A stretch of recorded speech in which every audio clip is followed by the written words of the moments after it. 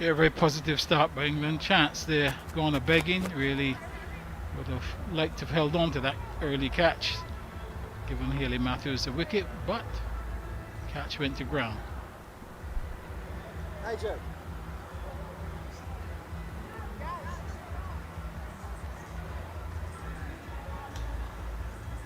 Yeah, there were a few early misses, a few drop catches in the last T20 International, but I think overall in the field looking a little more alert, alive and effective tonight. The West Indies backs against the wall as the England lead this series 2-0. Yeah, it's been a very difficult period for the West Indies women. Obviously, as you said, they lost the ODI series 3-0. They're now 2-0 down in the T20 with 3 to play. So this game really holds a lot of significance for them, because certainly don't want to go 3-0 down and lose the series at this stage. We're still 2 to play. All right, Karishma Ramarak with ball in hand to bowl the 4th.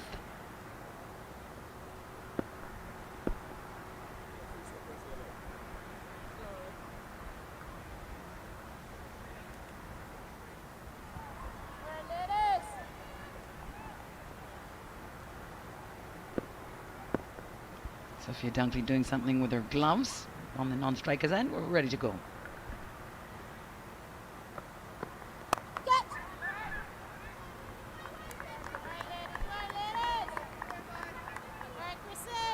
How important, Roland, is the power play? Is this first 6 overs for the West Indies to make some inroads? Yeah, extremely important. Obviously, they've got to keep the runs down. Nice to pick some wickets up as well.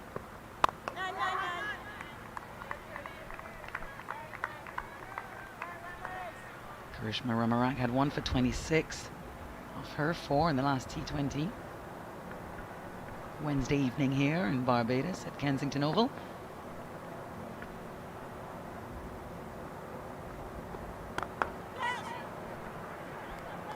Cause of catch just fell in front of her. Shafika Gajnabi.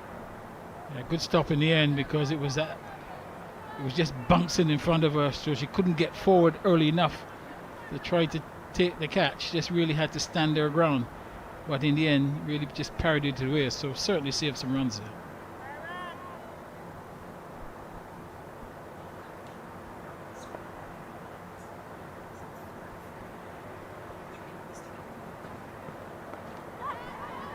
Whoa, deft touch. There, maybe a chance again, gone begging, and that should be a boundary. Yeah, very chancy shot there by Sophia Dunkley. Just the little scoop shot, and could easily have gone to the backward square leg there. Made a good effort, but it was going away to her right all the time. Afi Fletcher. And Afi Fletcher just couldn't get her hand out in time, but it was going away to her right. Very risky shot, and she was very lucky. But cost 4 runs.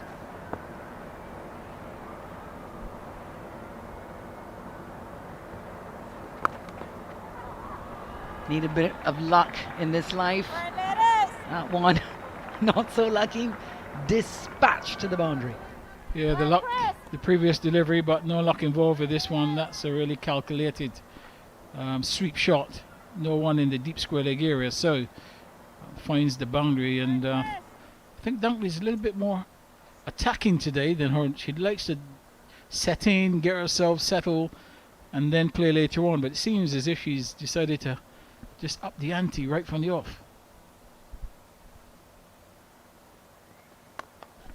Yep, indeed. Beautifully struck. Down the ground into the offside. 1 bounce 4. Good end for England to that over. And at the end of the over, after 4, England 38 without loss. Yeah, that was a beautifully executed cricket shot. Just came down the wicket, just continued with the full face of the bat and just eased it over mid-off. And just rolled into the boundary for 4. So a very... cost 3 boundaries in that last over, but that really was a lovely shot. You could see the cricket smarts there. Didn't try to hit it too hard, just came down the wicket and just eased it over the infield. So great to watch. Sophia Dunkley, what a find for England. So many fantastic emerging talents on that side. We talked a bit about luck. You know, it tends to happen, doesn't it, when things are going your way, that everything starts to go your way. Hayley Matthews can't win a toss, for example. Listen, luck is everything. I think the luckiest person in the world must be Marnus Labuschagne because the set of chances given, he has had over 50% dropped in his career. Wow. That is astonishing. Shanita Grimmond now with the ball. Back into the side.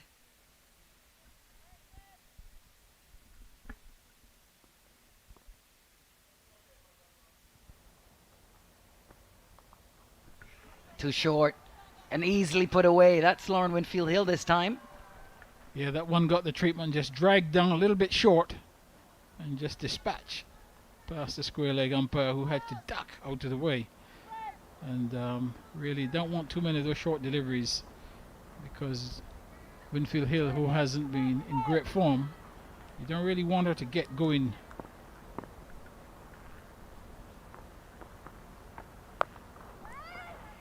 Came down the pitch, used her feet, couldn't get hold of it though. That would be a dot ball. Grimmond will be happy to see. Really want to contain England here. 42 already, middle of the fifth. Oh, that's a lovely delivery. Just bounced, not clearly taken by the keeper, but certainly going past the edge.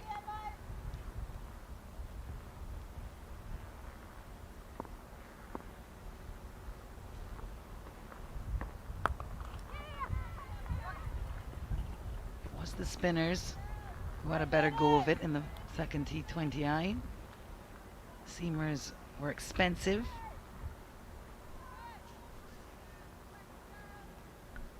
So unsurprising, Matthews using her spinners here in the power play. And that's certainly called a wide outside the leg stump. But yes, what is evident so far is that she's looking to use the spinners as much as possible.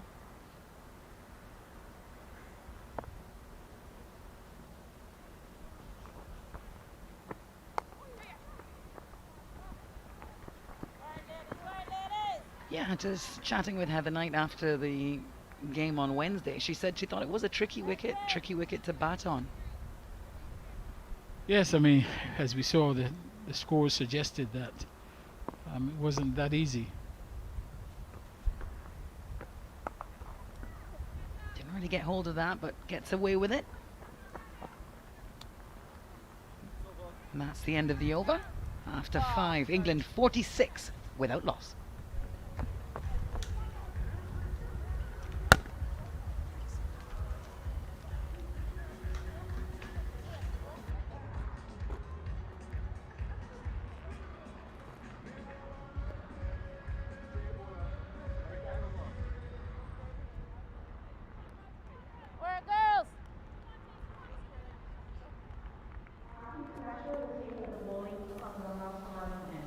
Another dominant start by the English. And what a trip to the Caribbean it's been. Unbeaten after 5 matches. And knowing the way that John Lewis and Heather have led this team, they'll want to continue that trend right up until the 22nd of December for that 5th T20 International. Alfie Fletcher into the attack for the first time today. And alongside me, Stacey Ann King, former West Indies women cricketer. Stacey, it really has been mix-up. Big mix-up, but direct hit could have been interesting. It's been another dominant start by England and winning another toss. Good night, Nicole. Good night to all our viewers.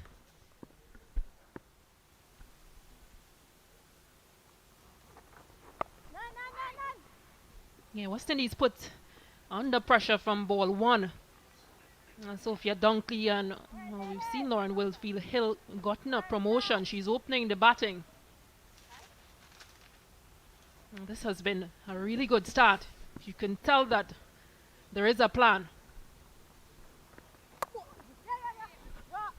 Not an easy shot to play. Literally cut that from off of her stumps, Lauren Winfield Hill, but a shot that will give her some confidence into this innings. Still there and still batting in this partnership as the 50 comes up as well. Yeah, found that gap between point, more backward point, Shameen Campbell and Karishma Ramharak in those positions. 50 coming up in 5.5 overs. The 9 boundaries being struck as well. So dominating things again. England, West Indies need a wicket.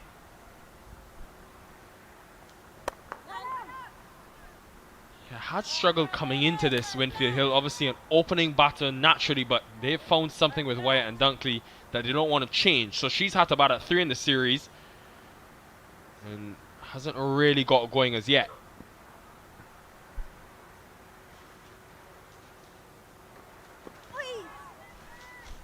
And she's looked really confident, Lauren Winfield Hill. It was on 15 off 18, but she's looked really positive. You can see the intent is there to score.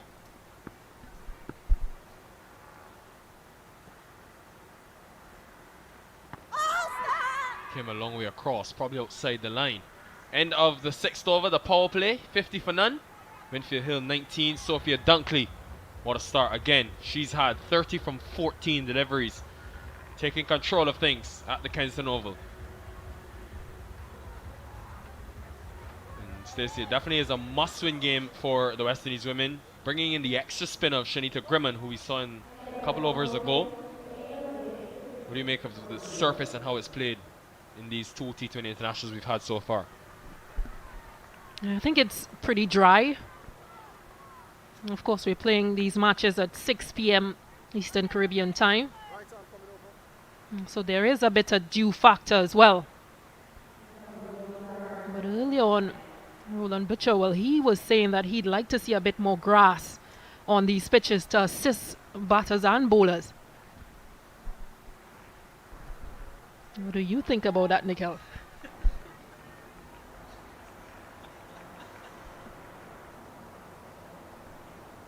Karishma Ramnarak. First over went for 13 runs. Definitely think very important, Stacey, in terms of not only in this level of cricket, but you look at the men's game as well. Developing fast bowlers, something that hasn't really happened for the West Indies in recent time. And I think seeing a lot of these surfaces where they've been very dry, on the slower side, and they've had that variable bounce as well around the Caribbean, which I think gets away from what has allowed us to be successful for so many years. Which is why we've probably seen spin really take things on, and spinners getting wickets on this pitch and in the Caribbean pitches.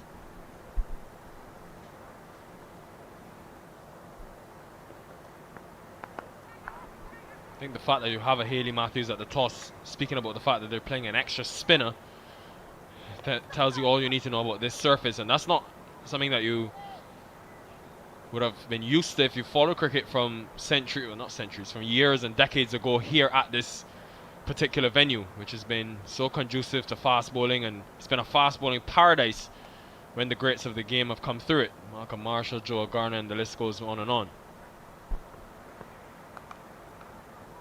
In the gap, and Sophia Dunkley, don't think he'll get to the boundary. Should be 3 runs. A good work by Trishan Holder, debutant giving chase. But again, this has just been a good display of batting from this English pair. Yeah, she just mentioned Hayley Matthews at the toss, that definitely on the surface on the drier side. And interestingly enough, they would have bowled first. The West Indies women, I think she's seen enough in terms of the fight that they were able to show with the bat, that if they know exactly what they're chasing, they know how to go about things. But definitely, if you look across the 2 series, the batting has got to come to the fore if they want to have a chance of winning this game.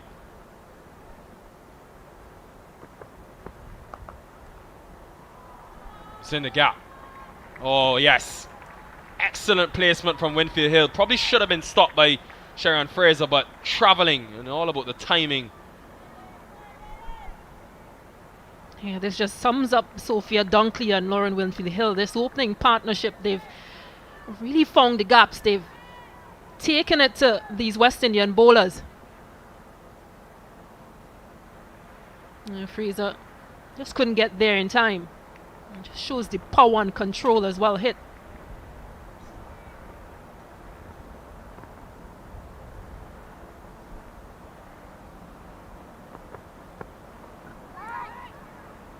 Shot was on because fine leg and square leg up in the circle, but didn't connect as well as she would have wanted. End of 7 overs, 59 for none.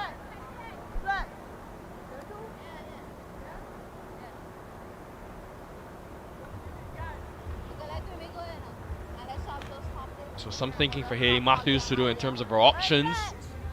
You've just seen the 1 over of seam, which has travelled the distance, went for 17 runs. Other than that, the spin has been pretty economical with the exception of Ramarak.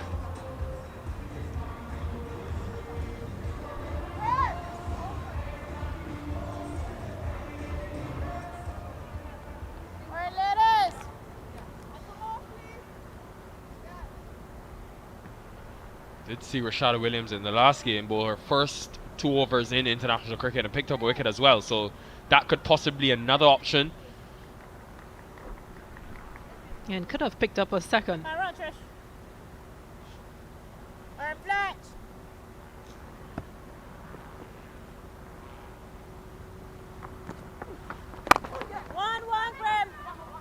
They'll look for 1. They'll get it quite comfortably.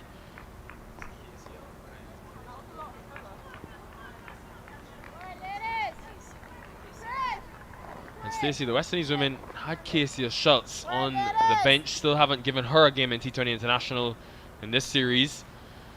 Could she have been an option on this surface? A bit dry. You've seen how conducive it's been for spin already here in these first almost 8 overs.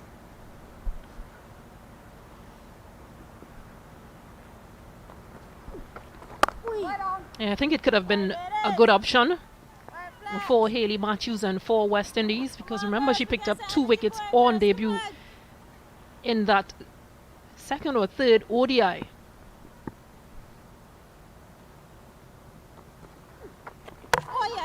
First wicket and a big one for the West Indies. They needed that one, and it's that person again, Afi Fletcher.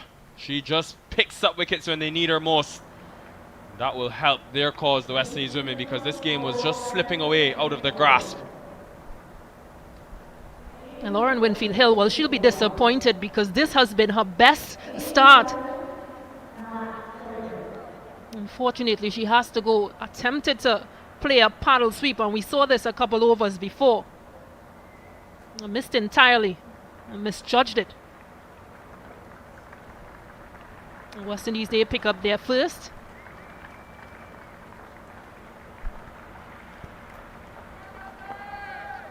On for 24, Winfield-Hill, 28 deliveries faced. Probably slower than she would have liked given the power that we've usually seen her with, but it's been a struggle for her. First score past 20, and remember, she spent a long time away out of this England team. It does bring Nat Sciver to the crease. Missed the last game, was rested, back in the team today. And she'll be looking forward to continuing a fantastic year in international cricket. And she's almost been like the glue for this England batting lineup. Nat Sciver.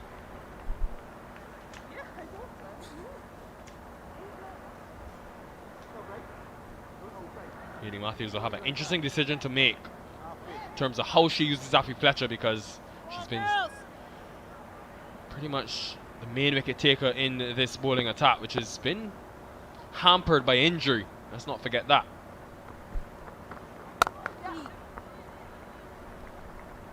And she's off the mark right away, Nat Sciver.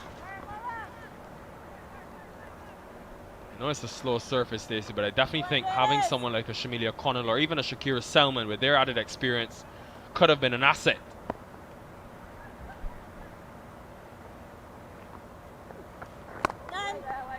I know for a fact Shakira Selman, well, she'll definitely not be pleased that she's missing out on this series. Again, being able to play at home and just her variations and what she can bring in T20s.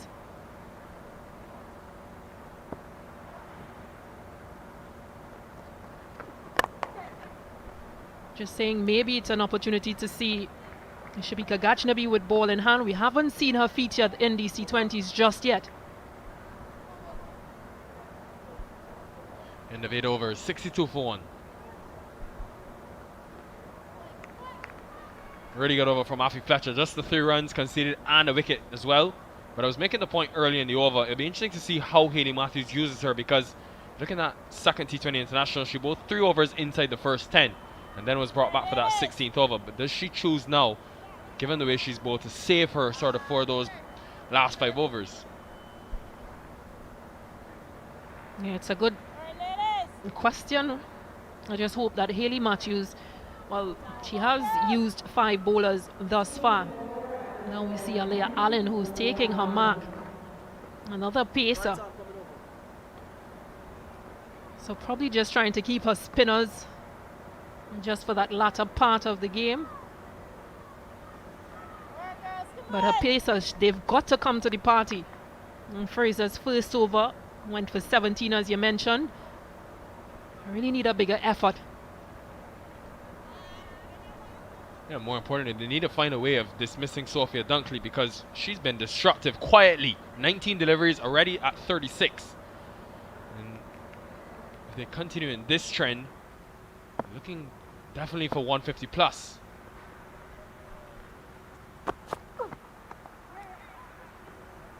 Interesting choice though with Aline. I know Fraser went for 17 runs, Stacey, but definitely liked seeing her get the new ball today. I think she has a lot to offer, and I think has the enough skill to be able to move that ball laterally as she goes through her career.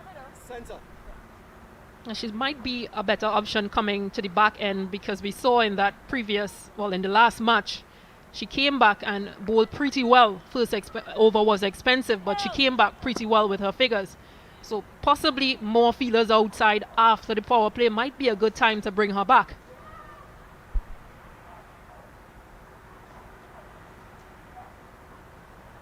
Kaisia Knight, who was up to the stumps, goes back now.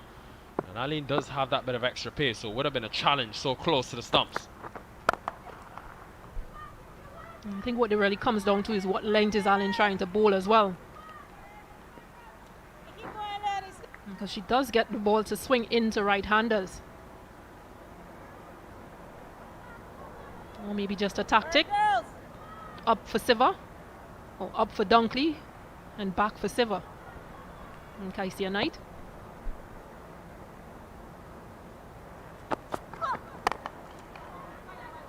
I think that length right there is a good one, and she can't afford to be too full, because she's got both fine leg and third in the circle. So an outside edge, or even an inside edge, or even that ramp that Dunkley can play, which she almost set up for there, would get a certain boundary. So she has to be very careful, very fine margin of error.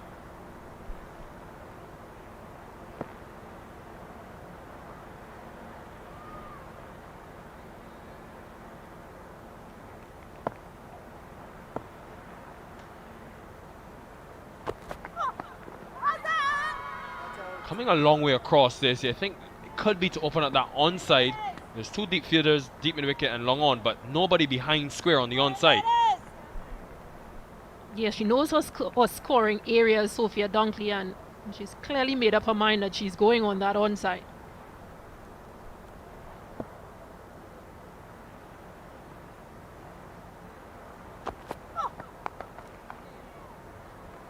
I just find it fascinating the way that this T20 format has grown. The premeditation involved, not that one that she hit down the ground for an easy one, but getting in position so early and just backing herself still to go through that region. Something that Joss Butler talks a lot about in the men's game, but it's a difficult skill to master, because the bowler then has time to sort of readjust their plans.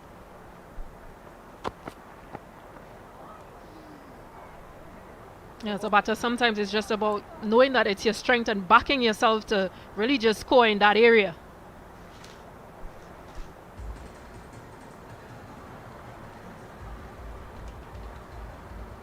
At the end of 9 overs, and 65 for 1. Good to see some English support at the Kensington Oval. Always good when England come to the Caribbean, especially to Barbados, in terms of the tourism that it generates. Last 2 overs though have been good for the West Indies. Just 6 runs scored by England, and of course picked up that crucial wicket to break the opening partnership. It's going to be Afi Fletcher again, so a bit of a gamble by Hayley Matthews, but figures probably she needs wickets at this stage.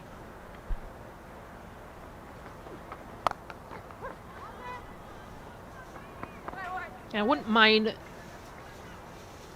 Hayley Matthews' decision to keep Afi Fletcher on at least for her second. Maybe because you want one of these two. You need Nat Sciver or Sophia Dunkley, who is well set. Possibly trying to get Nat Sciver before she gets settled in, because she can do some damage.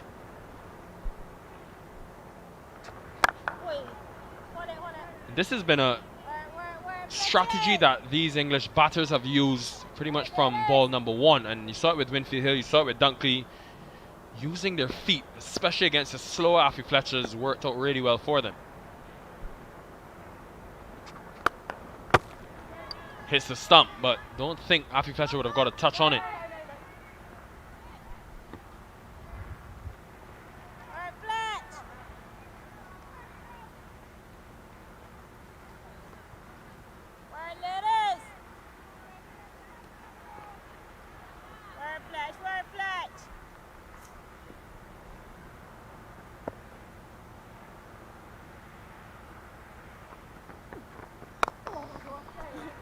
Probably got away with that one, Afi Fletcher. Very short. But another very strong power play for England in this series. Begun 51 for 1, then 39 for 1, and then 50 for none. The key thing is that they've kept wickets in hand to propel them into that last 5 overs of the innings.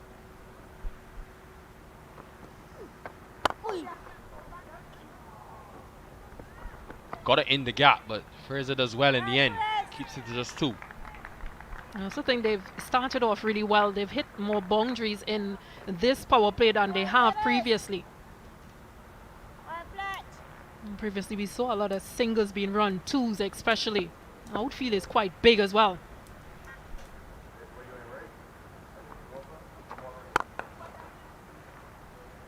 Again, a couple of deliveries that I think the English batters will feel like they missed out on in that over. Just the 5 runs from it, 70 for 1 after 10.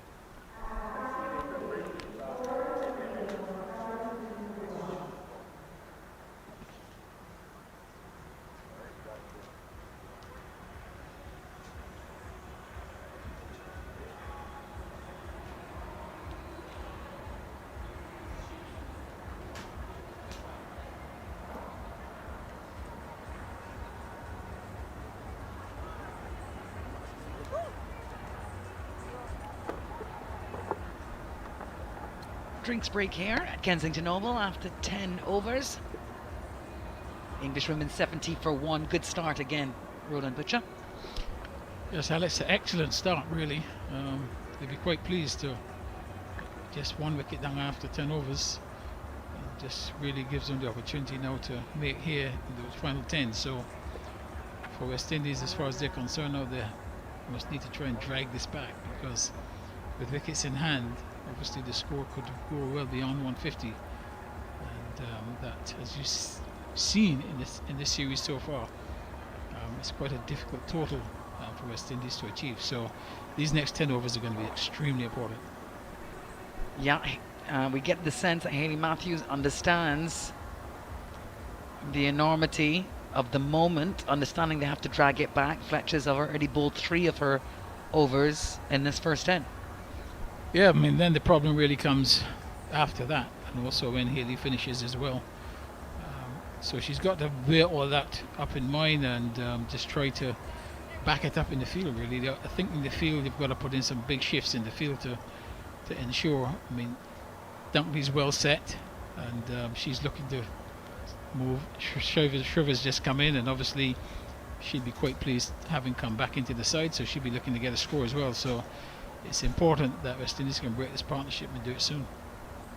Yeah, it's not an easy role for the captain, Hayley Matthews. Only her second series as captain. First time she's captaining in her home country, Barbados. And she's got it all to do.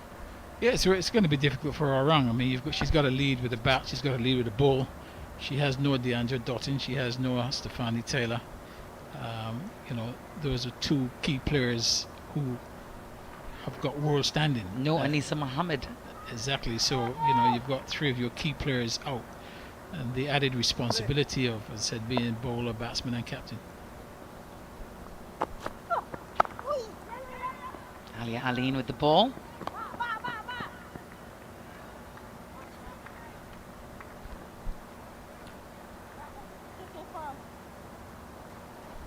Yeah, well, it's the end of a generation somewhat. I mean, those players you called up, Deandra's a youngster, we know that she left before her time, but there is a generation of West Indian women who will be looking to wrap up their career at some stage.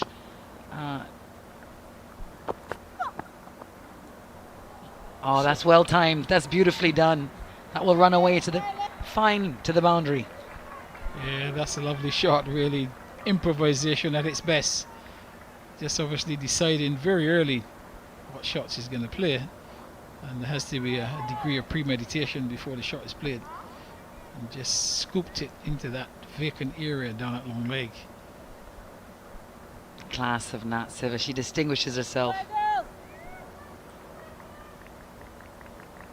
Yeah, I was saying, Roland, a new generation of player has to emerge, and this will be a period of transition, a period of difficulty. What you're hoping for really is a couple of players to spring some surprises and just... Oh, that's put away. Again. Wow, almost all the way. Just bounced inside the boundary rope. And Nat Sciver's coming alive here at Kensington. Yeah, that's a powerful shot. The length was right. And strong player down the ground like Nat Sciver's. And she's just lifted that over mid-wicket. Safe shot. Another boundaries. Problems here for the captain. Yeah, Hayley Matthews just having a chat with Alia Aline. Yeah, just looking at that shot again, and powerfully struck. Into her dugout, much to their delight, no doubt. I mean, that has been a welcome addition to the women's game in the last few years, the power now that these players have got. And you know, suddenly now you've got to really be very much alert in the outfield, because the ball comes with tremendous power. Oh, it sure does. And at this international level, you better believe it.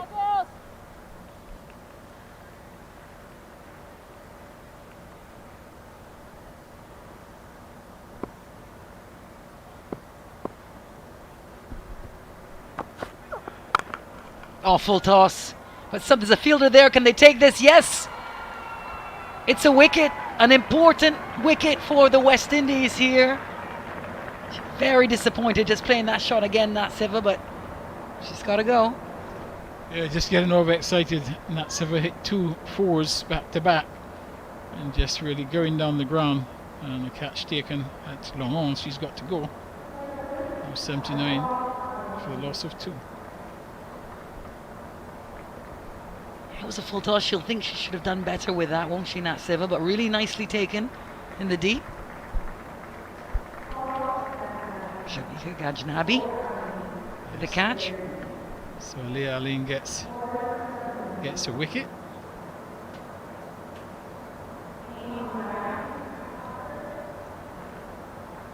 Yeah, massively important breakthrough for the West Indies women, right? It was looking a little hopeless. This is a team that bats deep. Lots of really experienced players. Nat Sciver is a big scalp. She certainly is, and still got a lot of work to do. As you said, the English team bat fairly deep, so still got a lot of work to do. And Dunkley, she's obviously still there. She's on 41. And obviously be looking to get another half century and beyond. Yeah, 41 off 26. That's a nice strike rate there. She's joined now by our captain, Heather Knight, who's facing.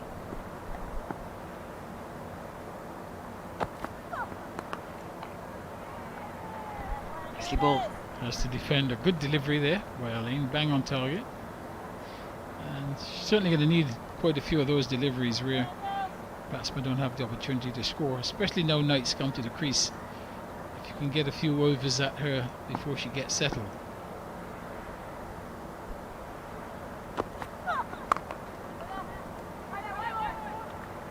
Good contact made, a great stop from Hayley Matthews. Backward of point. A good over by Aline apart from those boundaries, and Matthews certainly saved the 4 runs. Yep, England 79 for 2.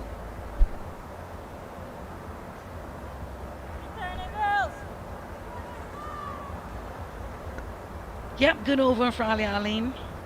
9 runs off it, but a crucial wicket. Making some inroads here, the West Indians. If you're just joining us, welcome to Kensington Oval for this, the 3rd T20 International between the West Indies women and England. England 2-0 up. There will be 5 games, so really they could firm up the series tonight if they win this. So West Indies with all to do to keep the competition alive in this series.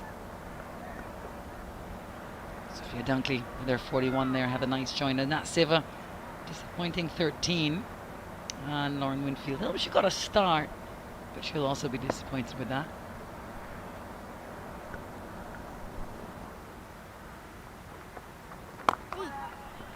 Captain bowling now from the Malcolm Marshall end. Yes, and bang on target once more, and given the respect by Dunkley.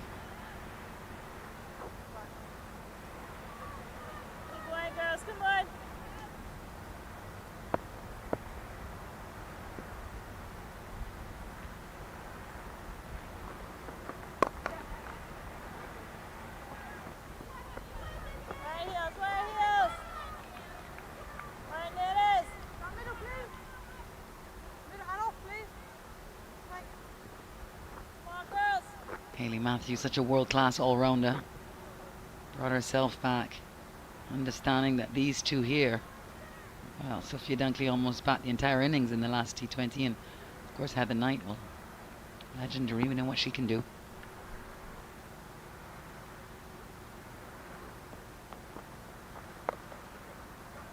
Oh, reverse sweep, and a good one. Yes, and that's exactly the sort of thing that she can do when it just come to the crease, but prepared to play that reverse sweep, played it with perfection, just dissecting backward point in. Drinks, anyone? Yeah, they'll be enjoying that. I'll tell you what, Roland, they like that shot, went to the bar, got around. It's always a good time here in Barbados for the English, huh? Very good shot. They certainly enjoy themselves here, the English, for sure.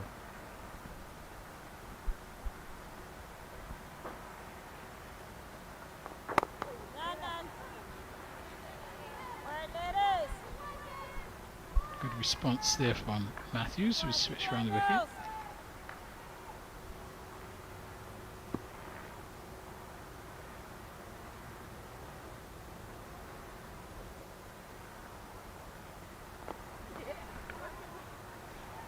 Did the same thing, reverse sweep. It's got finer now. It's being chased.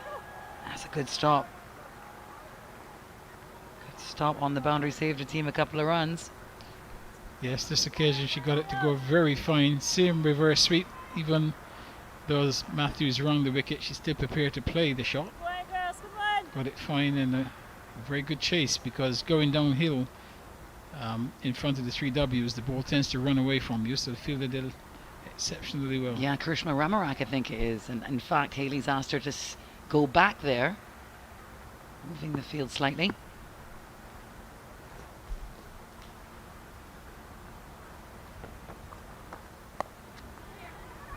Very nice.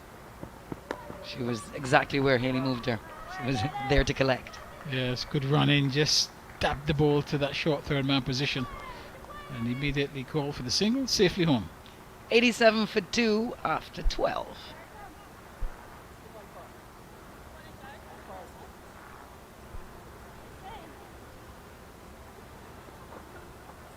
Roland, in light of what we know has been going on in this series, West Indies obviously suffering from losing players through injury, etc., and a bit outclassed by the English.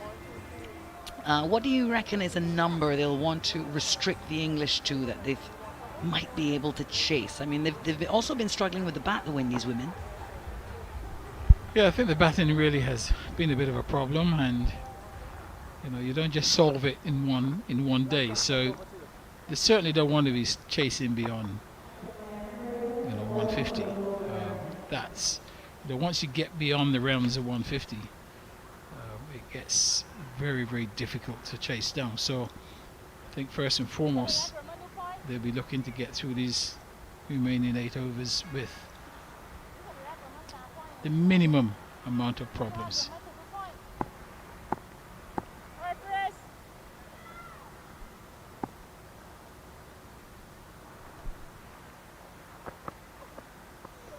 Oh no, that's wide. And that's a lot of runs conceded in a time when you just can't afford it. Jerry Ann Fraser's first ball of this new over. Yeah, not a good start to the over. Not just going for the wide, but it's going for 4 as well. So that's not a good start.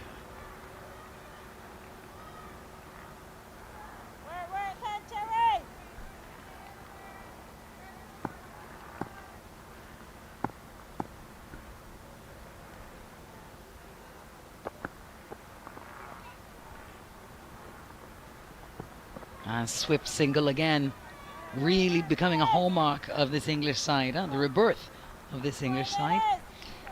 Yeah, they worked very hard on their running between the wickets. The ball went quickly to the fielder, but I think with good communication they were still able to get an easy single.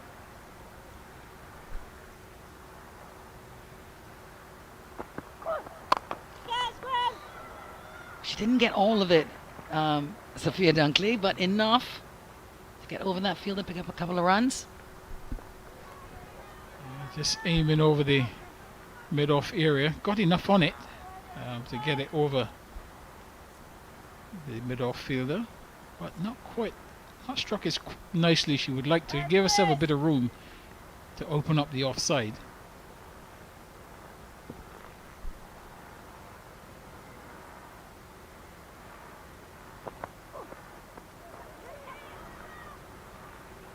Swing and a miss. Take the single anyway. Yes, and that could have done some damage to. If I see a Knight, could have easily have done some damage, but she's decided that she's going to go and stand back instead of standing up. That ball bunks quite nicely.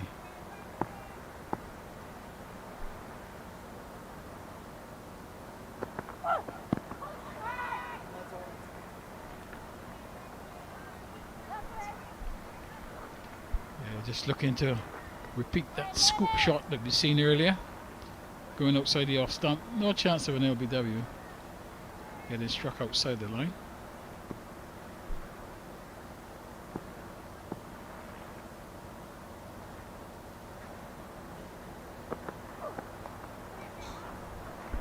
Oh, I was going to say an all-important dot ball, but there we are again, wide and, and wasteful. Yeah, nicely played by Knight. She could have actually gone after that with some vigour, but instead just glanced it, and the pace of the delivery just went past the short fine leg. But it's proven an expensive over, and the 100 is up, so maybe that 150 will be revised, because at this stage runs are coming too easily.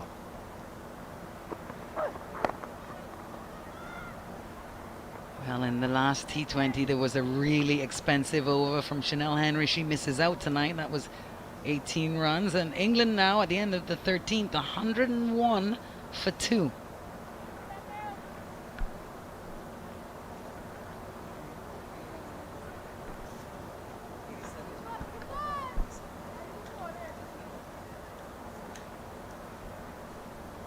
"14 runs from that over. Give the English a real boon here, but difficult for the West Indians now as they see how they can contain this English side. Yeah, just looking at the bowling so far. 3 overs for Matthews, on for 16. Fraser, she's gone for 17 off 1. And they're at 22. Grimman just 8 off 1. Fletcher, good figures, 1 for 12. And Aline, she's gone for 1 for 12.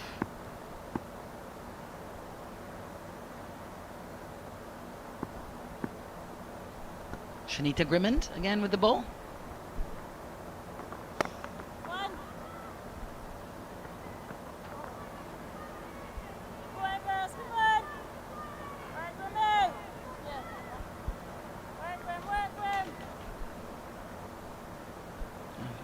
That's the voice of Kaisia Knight trying to urge on her colleagues. Work grim. Shanita Grimmond. They need a wicket. They need to stem the flow of these runs.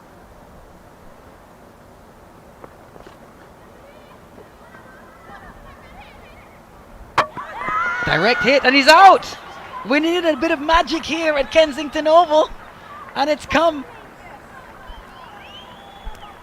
Sophia Dunkley, she's got to go. Out of the hands of Shemaine Campbell. Direct hit, fantastic. There was hesitation from Sophia Dunkley when Captain Knight really wanted the run. Yes, it was a tight one. I mean, Sophia Dunkley was down on the knees, having played the sweep, stayed in that position for a while Heather Knight was going for the single. By the time she responded, really, it had to be a direct hit. And you'll see here from the replay, she's down on her knees, she's still there, no intentions of going.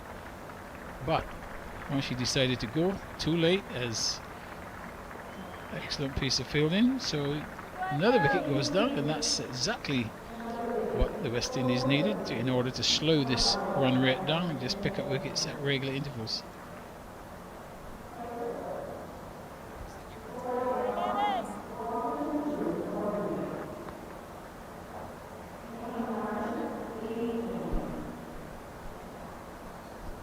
Dunkley falls again in the 40s.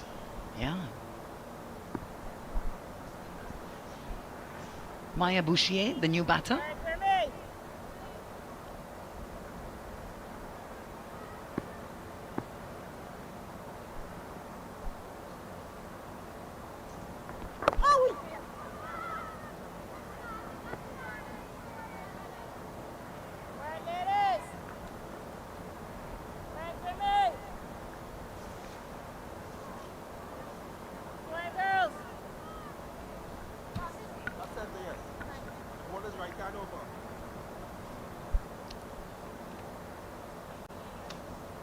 Amy Jones, I beg your pardon. The wicket keeper for England. She's the new batter.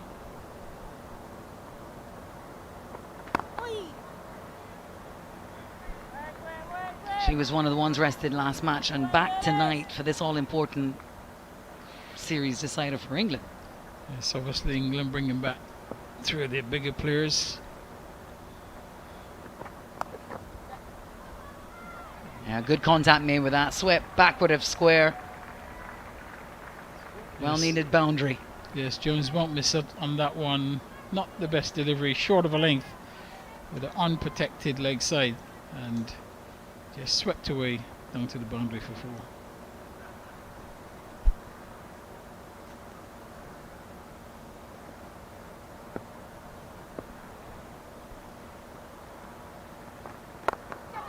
Oh, that's lofted straight and directly to the captain, Hayley Matthews. An easier catch you will not see.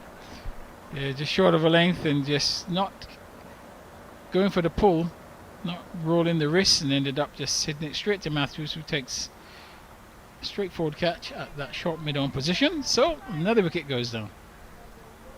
It's really good news for the West Indies. They needed some magic to happen, and this Shanita Grimmond over appears to be the backdrop of it. 2 wickets in the over.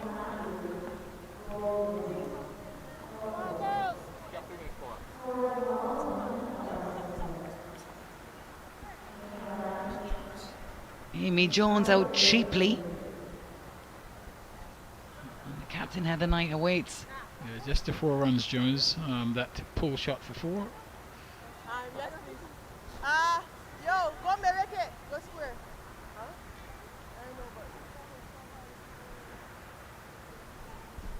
Alice Davidson Richards, the new batter, with Heather Knight.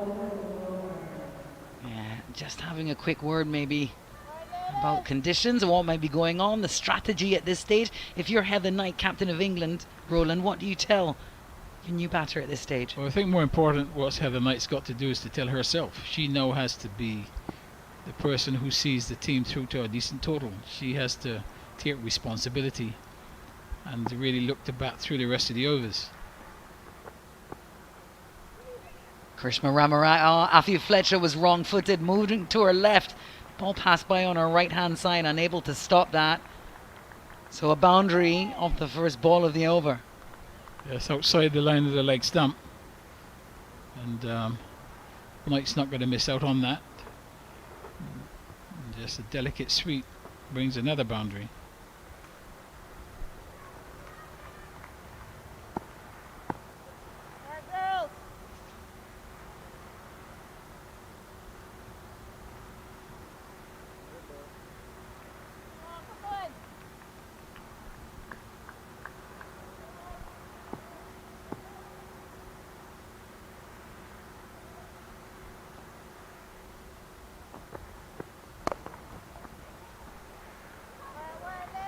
More economical in the last game, Ramarak. Going for a few more this time round. I think Knight's approach will change somewhat. She would know that she has to be the person who ensures the team gets a decent total, having lost those 2 wickets in the space of an over.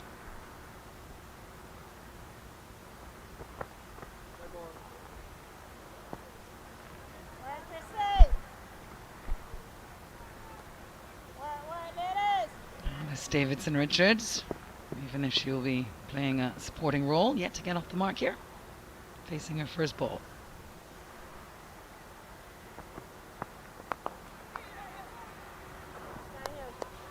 There you have it.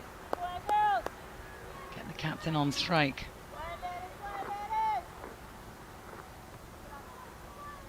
Heather Knight. She has a nickname of Trev, Roland. I don't know if you know that story. It's a great story that she went as a youngster to go and play cricket and rolled up to the team and said, "Hi, I am Hev." They thought she said Trev. So she was Trev ever since. Well, it's probably a good thing she said Trev, because it probably is with the boys team and they're probably True. Yeah, I mean, Sophia Dunkley obviously at school, she played in the boys team at school. Well, a lot of women would have had their start like that. That was the only opportunity, the only gateway.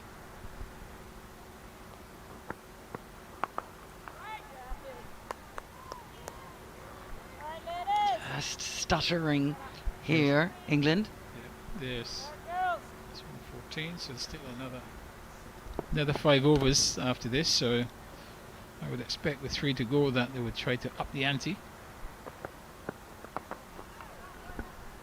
It's a good over from Karishma Ramarak. At the end of the over, England 114 for 4.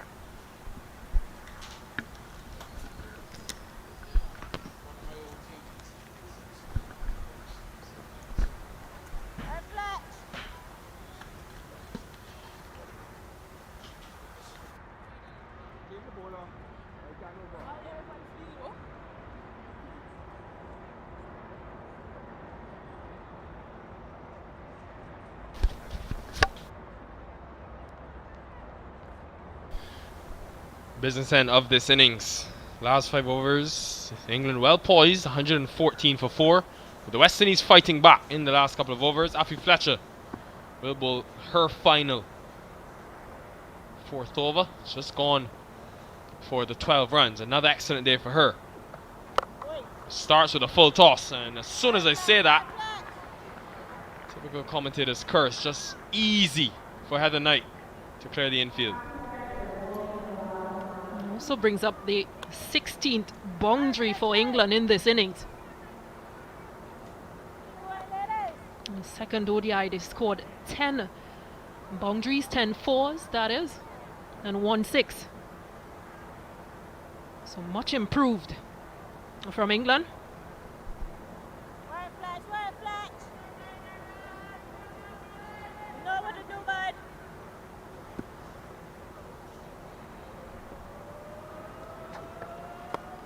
And another one. Another wicket for Afi Fletcher. It'll be signalled a wide. But I'm not seeing...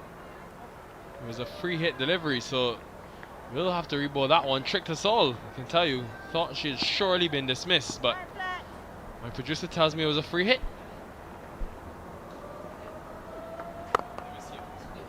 This time she connects with it. This time she'll make use of the free hit, but won't get it to the boundary. Comes back for 2, so I think maybe for the height from that first delivery, it had to have been over the base, and signal was no ball, so she survives Heather Knight.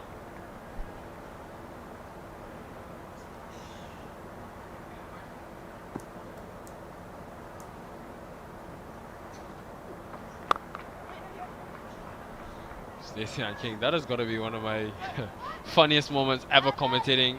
Here I am saying, you know, they've got the wicket and Heather Knight is still out in the middle. Yeah, I think it got all of us, because we were here thinking, well, why is Heather Knight still standing there?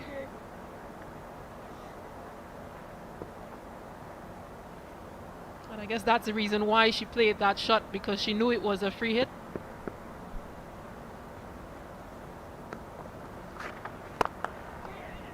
She has come across the stumps as well as Davison Richards, trying to get a lot more in line with that off stump, fourth stump line that Afi Fletcher's bowling. But I think it sums up though how good Afi Fletcher's been. She's provided a bit of resistance since she took that first wicket in the 8th over.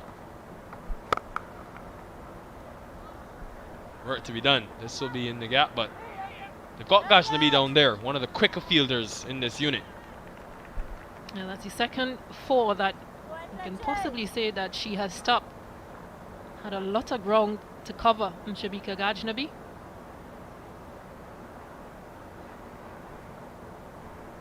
Running from long off, almost squarer.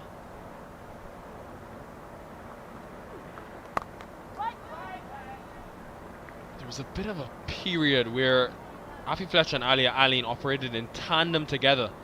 The West Indies only conceded 17 runs in those 4 overs and really pulled the game back nicely.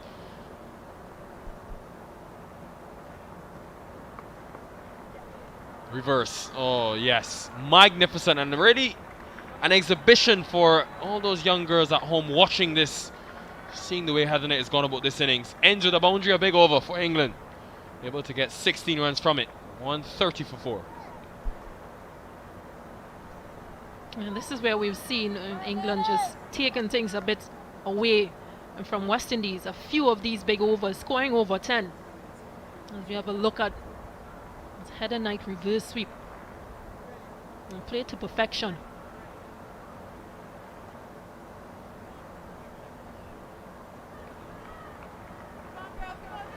So Hayley Matthews now having a decision to make.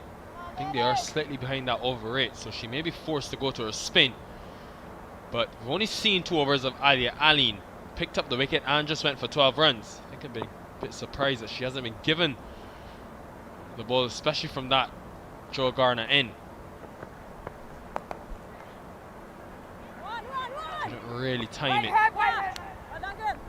And as you mentioned, being just behind the ball a bit, Hayley Matthews, the second ODI, from what I understand, the second T20, from what I understand, that's why they used Rashada Williams, because she was a bit behind as well.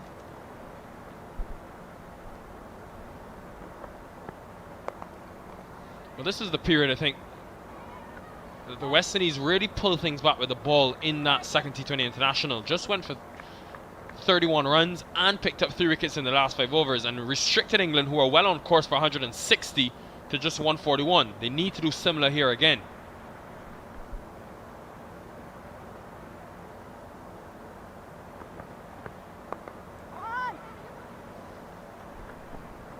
Who's the call?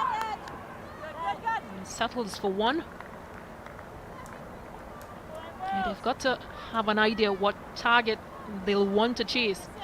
In that second T20, they just fell short. West Indies by 16 runs.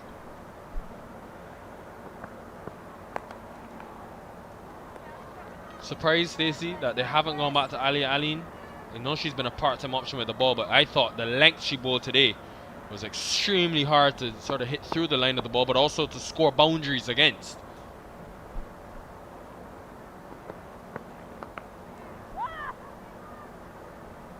And she's bowled 2 for 12, 2 overs for 12 with 1 wicket, so good economy rate compared to yesterday as well. So possible option for Hayley Matthews, but again, she's probably looking at that time in which she's supposed to bowl these overs.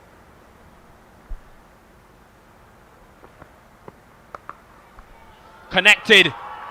And mammoth hit from Heather Knight. That will help her confidence growing, coming back from that hip injury. This has been a stellar innings. Great way to end the over. 139 for 4. The first 6 of the England innings. And who other than Heather Knight to hit that maximum? It's hit almost in the 3rd or 4th at the air of those stairs. Yeah, good clean hit. She's so strong on the sweep, Heather Knight. We've seen the reverse sweeps, we've seen the sweeps in front of square, and that being the most destructive one, the slog sweep.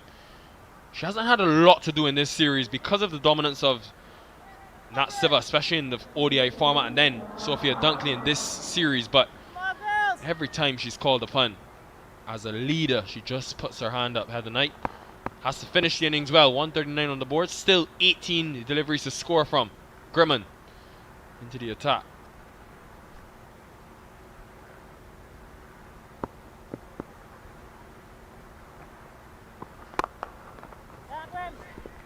And this is what we talk about when we talk about England and their batting. Every time some other player has put their hands up, Sophia Dunkley, well, she fell short once again of that half century, scoring 44.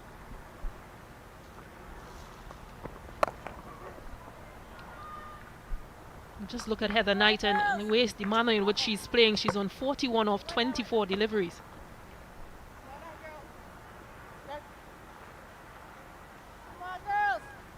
So much experience, Heather Knight, in her 91st T20 International. She's been in this situation many times.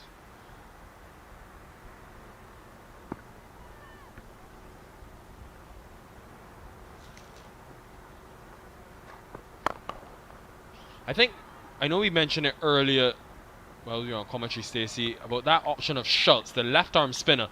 You look at this from the West Indies, 3 off spinners bowling today: Hayley Matthews, Grimman and Ramarat.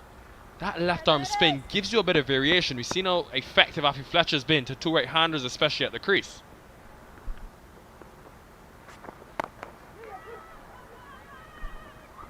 Watch out! They look for 2 and they'll get it. Heather Knight was determined to get back. I think what West Indies are probably looking at is the all-round performance, or what they can get from an all-rounder. In Casey Schultz, well, she's more a bowler, sorry.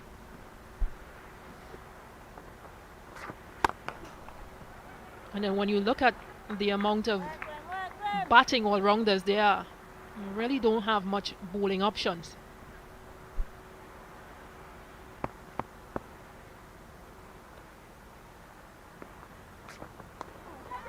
Goes straight up, but will fall safely. It's been that type of evening for the West Indies women. We'll be chasing in excess of 150. Batting's going to have to come to the party. End of 18 overs, 144 for 4.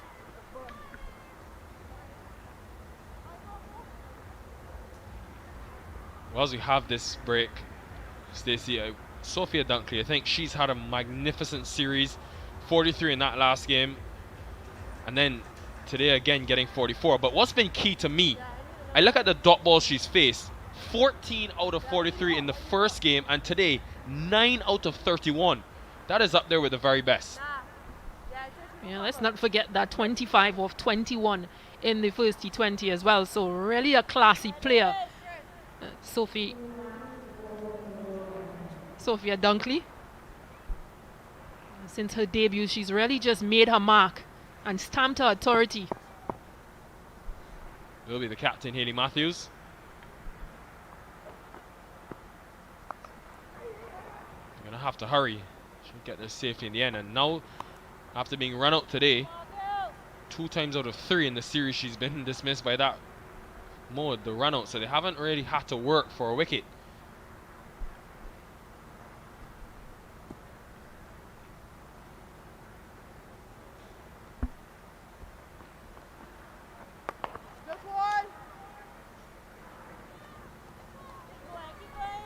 Yeah, and really just to sum it up, if you remember those ODIs as well, Hayley Matthews got her bowl, or Afi Fletcher got her bowl, trying to play a paddle sweep when it really wasn't on. So again, that just to draw that point that you made,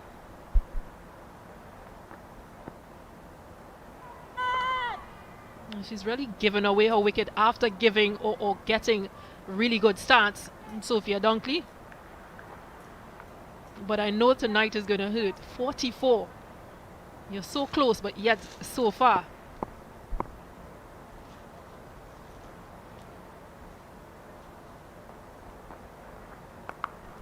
Much quicker delivery, and just on Dunkley, it has been a bit of an unfortunate sort of occurrence not getting to that half century, because she's played now 37 T20 internationals, averaging very close to 30, 27, which is an excellent average in this format, but only has 2 half centuries. Both, mind you, have come at the top of the order.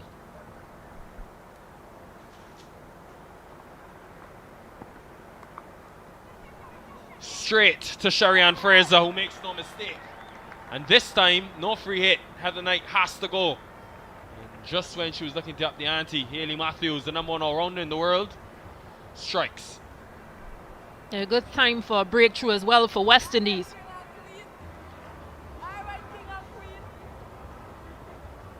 Hayley Matthews making that breakthrough, getting Heather Knight, who's looking pretty good on 43 from 26.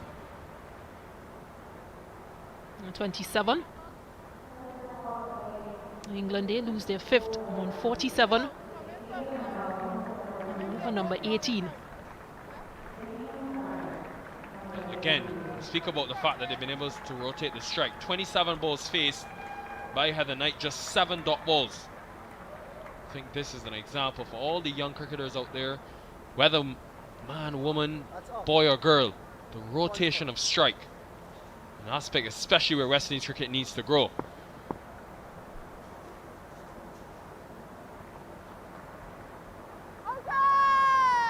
Brings Maya Boucher to the middle. Can strike it. End of the 19th over. Successful one by Hayley Matthews. Getting that important breakthrough of Heather Knight. 147 for 5.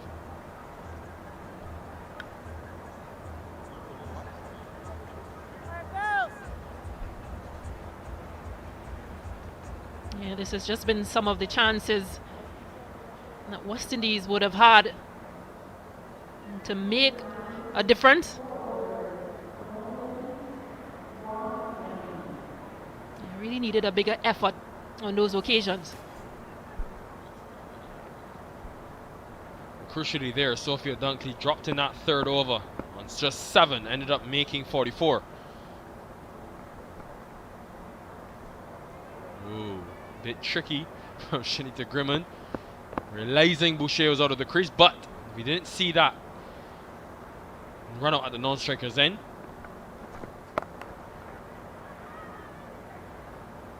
Should just be 1. Oh no, she wanted 2, but sent back wisely in the end. And you can hear Alice Davidson Richards shouting, wait. And Leah Allen, a very good throw from the deep into wicketkeeper Kaisia Knight.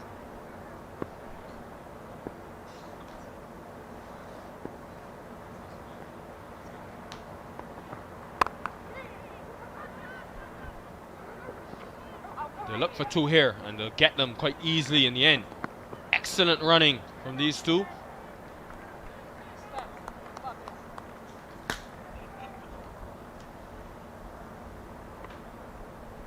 As England's 150 comes up. 19.2 overs, 18 fours. And just that 1-6. Run out opportunity, and she's run out. Alice Davidson Richards. A good throw from Hayley Matthews. Don't think they'll mind that too much though, England. 150 coming up as well. Last over. Want to maximise these final 6 deliveries, so probably a bit of a risk, but trying to get every run available. You just never know with the West Indies. If they come to the party with a bat, it could be a force, but not a bad effort from Alice Davidson Richards. Bring Sophie Eccleston, very capable all-rounder, to the crease for these final 3 deliveries. 150 on the board though. Biggest score we've seen in the series.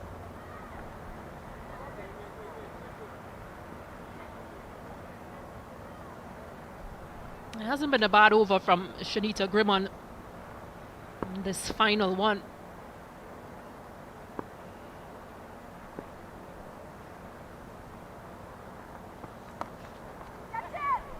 Could have been another one, but seemed to have just spun past the fielder down at deep backward square, and it will be a boundary, but really should have been stopped.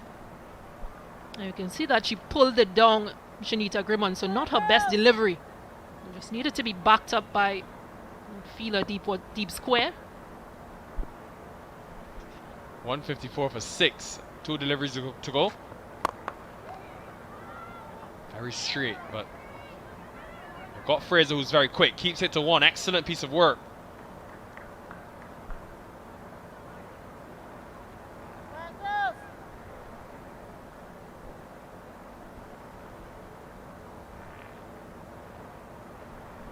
Final delivery. Sophia Cliston, well, she's going to have a go no matter what. Yeah, she can strike it, so the field will be important. They brought in the deep backward square into the circle. And they sent an extra fielder in the offside. So deep extra cover, long off, long on, and almost a cow corner fielder as the 4 outside the circle.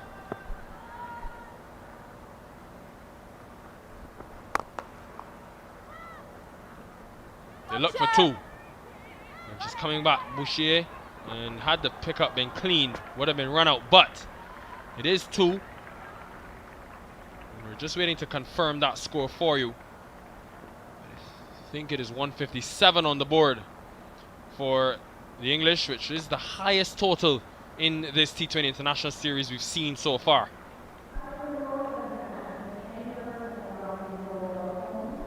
I think they'll be very pleased with this score, England. And they've just kept showing improvements in every match played thus far. But runs on the board. West Indies, on the other hand, well, they'll have to apply themselves. They'll have to come out doing something different tonight if they are to level this, or at least stay in this series. Well, it will be the 20 overs that will be of utmost importance, because it's a must-win game after being 2-0 down in the series, the West Indies.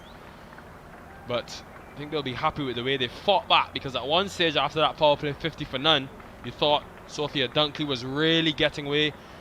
And then they still had Heather Knight and Nat Sciver to come. A couple of drop chances that could be painful if they don't go on to win this game. But Sophia Dunkley, the way she went about things, 44 from just 31. Excellent. The 2 batters getting into their 40s. But again, it was just about the striking from this England team. And their batting really was spot on. A few good catches. And after those were put down. And a few expensive overs as well.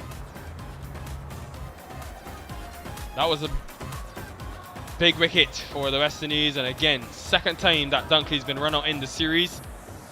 But Heather Knight just took over that mantle of scoring. They lost a couple in that over. Amy Jones went, but it was all the captain. The first T20 International Series back at the helm since that injury. The wicket of Knight in the end, but 157 on the board for the England women. And again, the top order firing starts for Winfield Hill in her first game at the top in the series. Dunkley, though, the standout with 44, and Heather Knight just 9 dots faced in that 28 deliveries for 43. In the end, getting to a very competitive 157 for 6.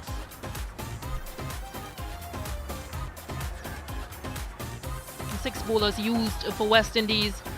1 wicket apiece for Matthews, Grimmon, Fletcher and Allen. But Matthew Fletcher, well, she's been really exceptional against this England team. And extras, just 9 of them. West Indies, well, they'll have 158 to chase in order to stay in this series.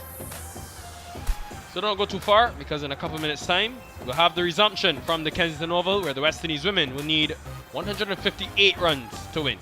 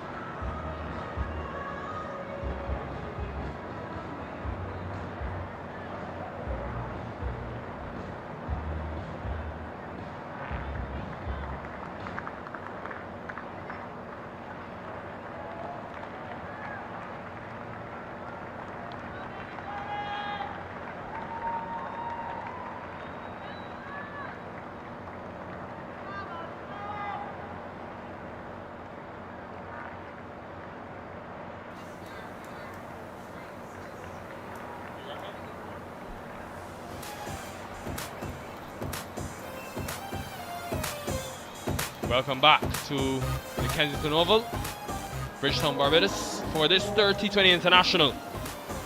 West Indies women up against England women. England leading the series 2-0.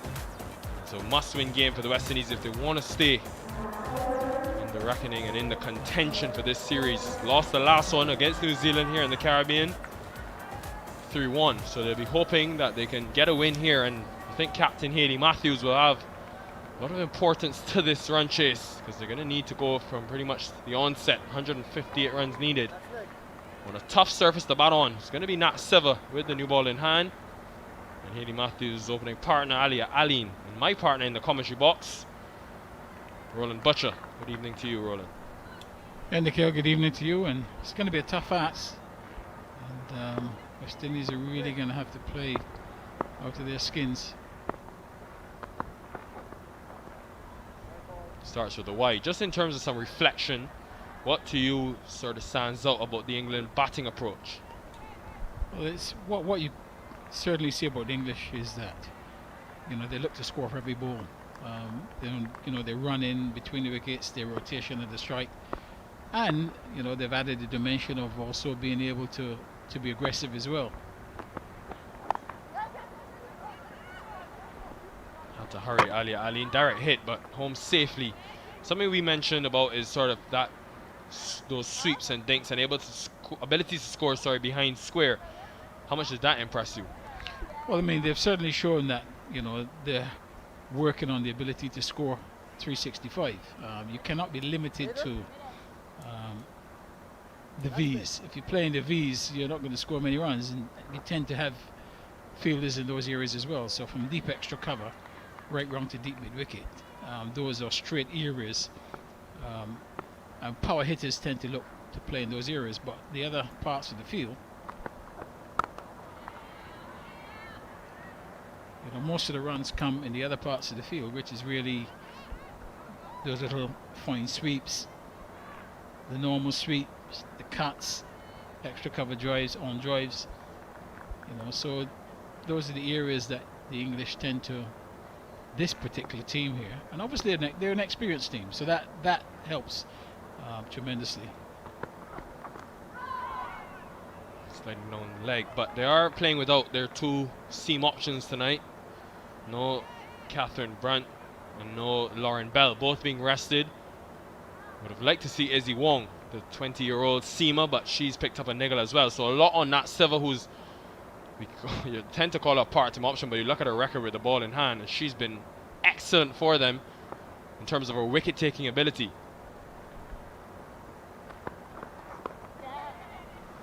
Aline off the mark.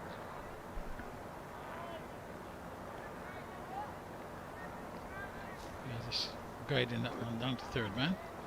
And the West Indies are going to really challenge this totals. They're going to need a good opening partnership just to give the middle order some confidence, and that's going to be important.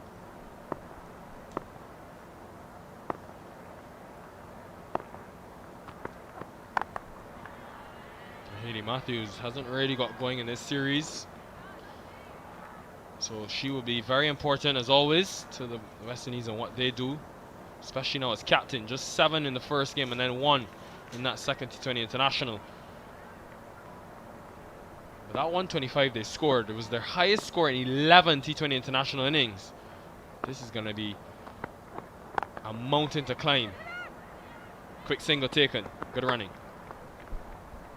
Yeah, very good running, and nicely played. So that really tells you the magnitude of the job. You know, 125 is the highest in 11 games, really. Certainly up chasing 158 plus. You know, that really tells you what you've got to do in order to, you know, to get to that target. It certainly will be an area that haven't got to for quite a while. So, but it's an opportunity for people to stand up and really put their name certainly on the sheet. Well, Nat Sciver opening the bowling. England losing a couple of their younger players to injury. Lost Alice Capsey, the 18-year-old, to a broken collarbone. And then losing 17-year-old Freya Kemp to a stress fracture to the back. Freya Davies into the attack. Yes, just driving away from the body. Could easily have got a thin edge there.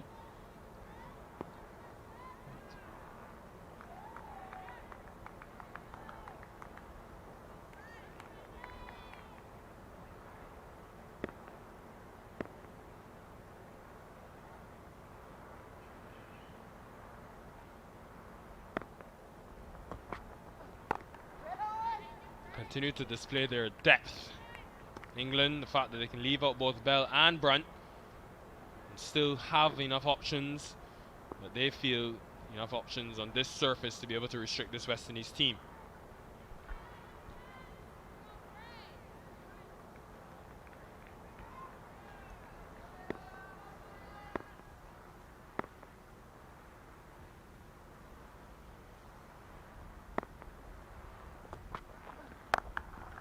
Connects with that one. Clean hit from Hayley Matthews. First boundary for her.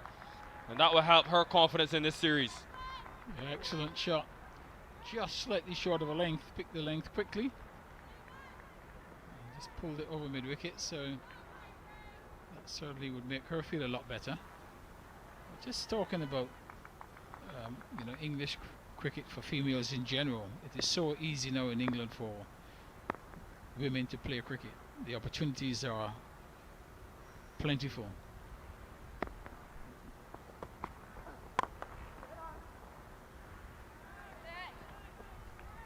The support, the facilities, so everything is really in place for female cricket to continually improve.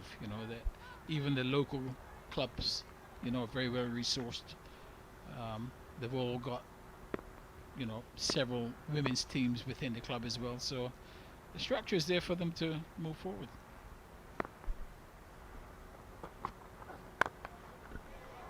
That is the shot of the series from Hayley Matthews. Wow. Yeah, that's a lovely shot. Just over extra cover on the front foot. And, couple of boundaries there to Hayley Matthews, and she's showing the sort of form that you need when you're chasing a total like this. Good extension of the arms and the timing.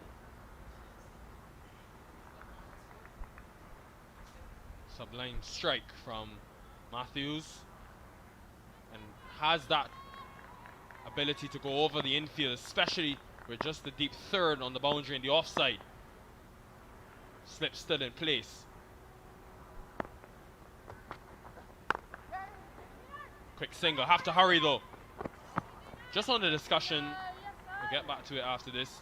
End of 2 overs, 13 for none the West Indies. But Roland, in terms of that discussion about development, that rotation that we've seen in this series, in that last game, someone like a Nat Sciver, Amy Jones, who are the main contributors in this team, being asked to have a seat and sort of give opportunities to others.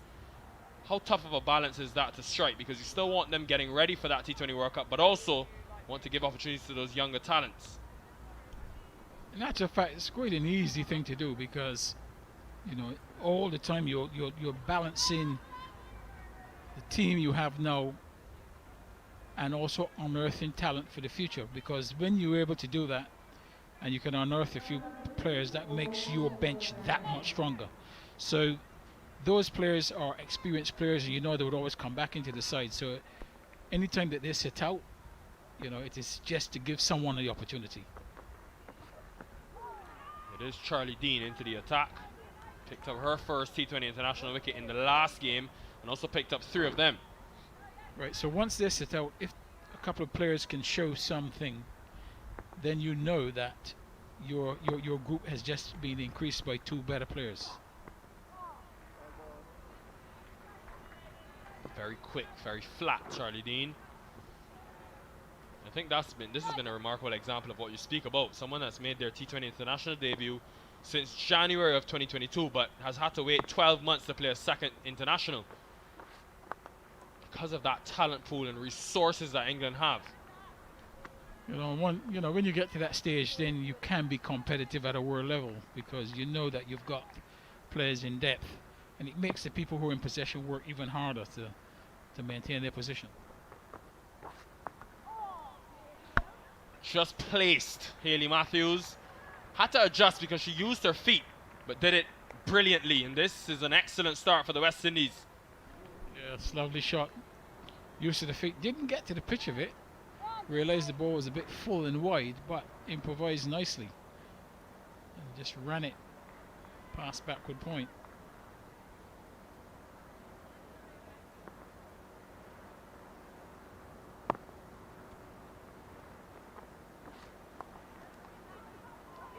Aline has to hurry but gets there in the end. Maybe taking a page out of the English books because they use their feet pretty much to every spinner that the West Indies bowled.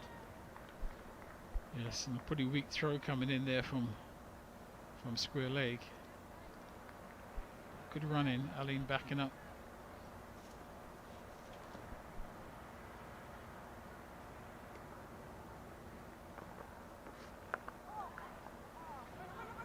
Two is the call. And get it quite comfortably. And Aline just won, but in that last game, hit 3 boundaries, got to 16. So that will give her some encouragement going into this innings. They need this top order to fire though, because 76 for 8 is never a good position to be in. Sorry, 78 for 6, correction, but regardless.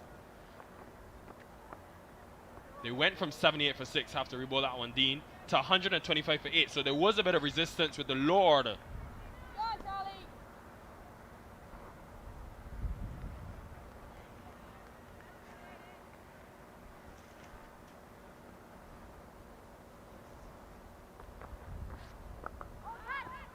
Straight to Sophia Dunkley, and a wicket again for Charlie Dean. Her 4th in international T20 cricket. She's been picking up wickets for fun in this series. First blow for the West Indies. Yeah, just going for the sweep shot. Perhaps ball a little bit too full. Just cramped for room, didn't quite get hold of it, and lobbed a fairly straightforward catch to Dunkley at square leg.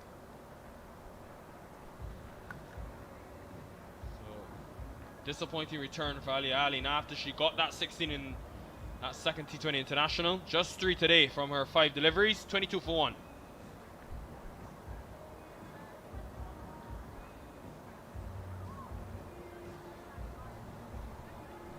Yeah, just hit high on the bat really, and just lobbed into the safe hands.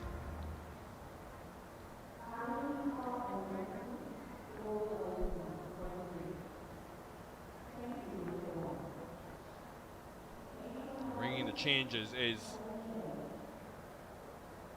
Heather Knight, going to be Sophie Eccleston, who I don't think the West Indies will want to see, because in that first T20 international, 24 deliveries bowled, just 6 runs conceded.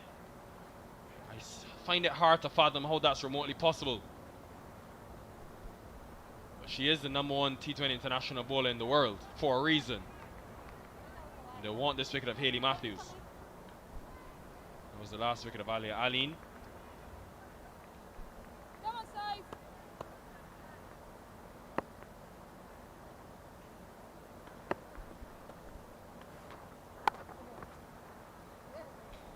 Misfield just goes through, and could be another boundary for Matthews, and is. So she's growing in confidence in this innings, and this will worry the English.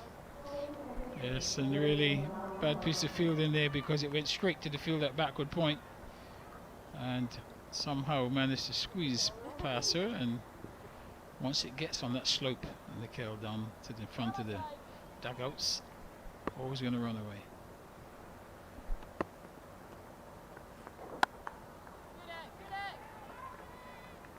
I wonder how that pressure of knowing that obviously she's captain and their best batter, how does that pressure factor in as this run chase goes on? Already got a start, first of the series.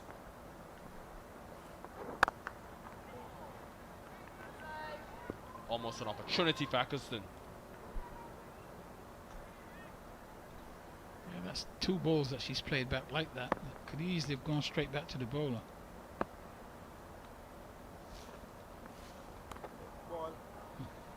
On the leg side, and this will be more runs for the West Indies.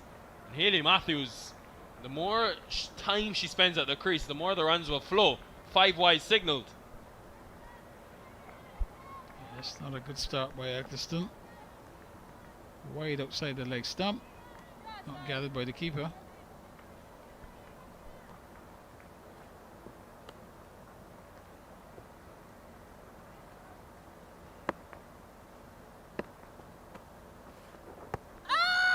Hit on the back leg. The only question would have been, where was the impact? Came a long way across, and I think Eccleston, had she had that, may have sent that upstairs. Know each other very well. Played a lot of cricket around the world together, Hayley Matthews and Eccleston. She thought she surely had her. Well, until we can see the replay, he won't be able to confirm that.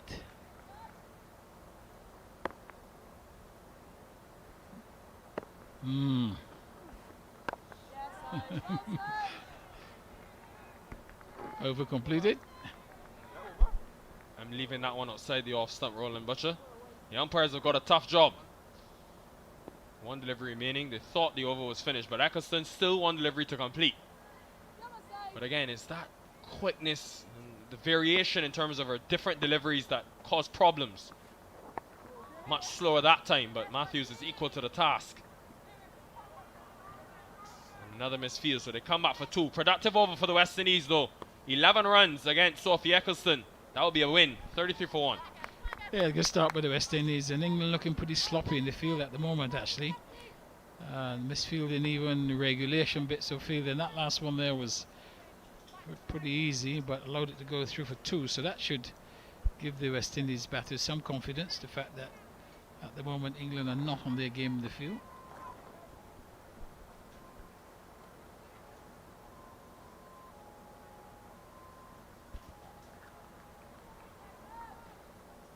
Good start for the West Indies, even after losing that early wicket, and it's all been all because of their captain.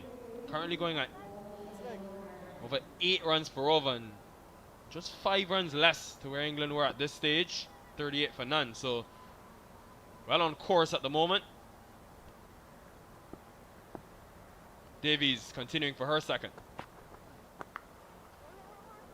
Glorious strike from Kaisia Knight, but it doesn't get to the boundary. Taking on the field though, mid-on up in the circle. Very aggressive shot for the first one. I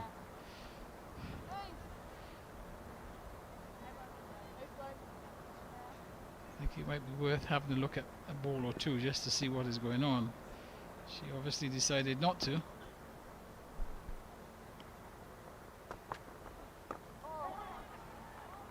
Some way to get off the mark, but I was interested to see if they would have gone to someone like a Shabika Gajnabi, who they've batted at 3 before and really showed promise in that last game in that 37-run partnership with Affy Fletcher. Spoke to head coach Courtney Walsh before the game, and he mentioned the fact that they think she's a viable option, but they don't want to expose her to too much. She's only 22 years old. They want to allow her to sort of build her way up the order. They believe she provides that bit of extra depth, so that's something to watch as she continues her career. There's a lot of potential, Gajnabi. Sublime from Hayley Matthews, and even with a hand on it, it still gets to the boundary. Yeah, this is a class player that the home crowd, her home crowd here at the Kensington Oval, have the treat of watching. Yeah, that's a lovely shot. Just give herself a bit of room. Just stroking it on the up. So another boundary. It's 40 now for 1. Matthews into the 20s.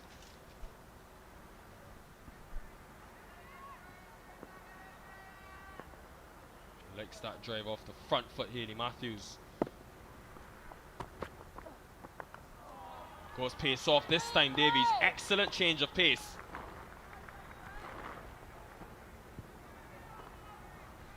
How does she play it though, Roland? Because obviously she knows she's such a big piece to the puzzle. Does she continue to be aggressive, or after the power play do you think she sort of should sit back and allow the others to score around her in terms of the boundaries, that is?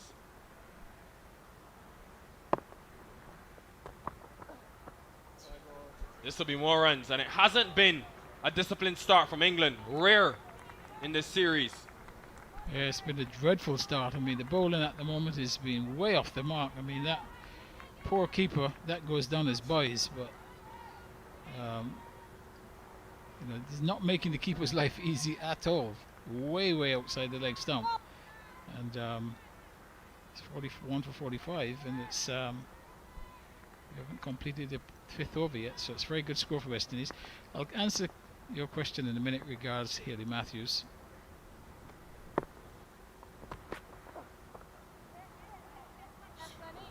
Another misfield. Will be some extra runs for the West Indies, so coming back for 3 as well. Kaisia Knight, excellent running. Could argue that West Indies have been the better side in these first 5 overs. Well, certainly looking very shaky, and again that was a regulation stop. Somehow she managed to miss the ball, and aggressive running, and picked up 3 runs.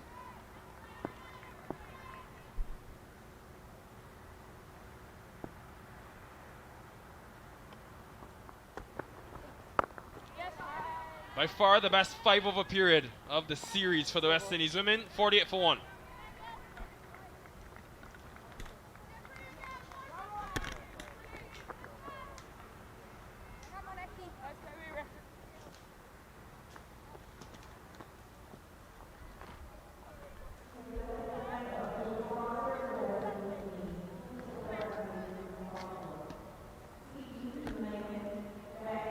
Bright start for the West Indies on this run chase.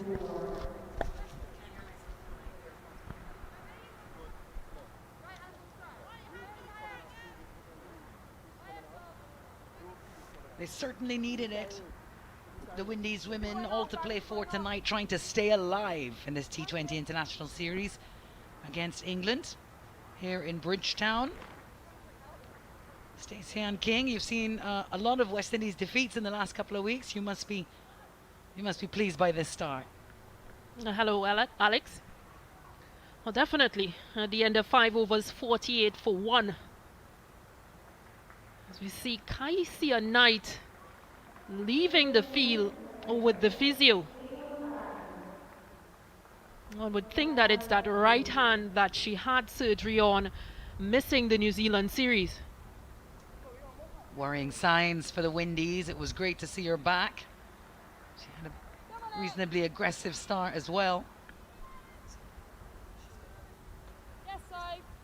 There she is, disappearing in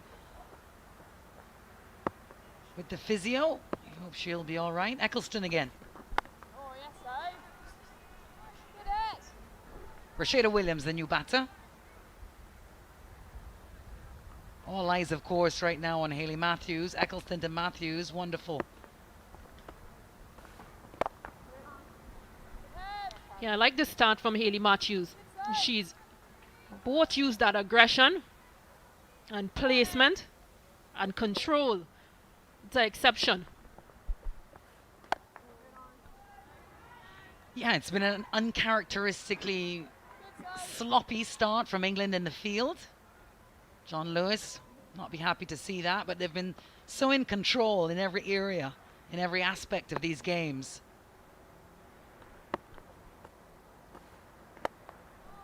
Oh, that's a sweet shot. Hayley Matthews showing her class here at home at Kensington Oval, whipped away. Yeah, up and under. Again, Hayley Matthews, well, she's showing her class tonight.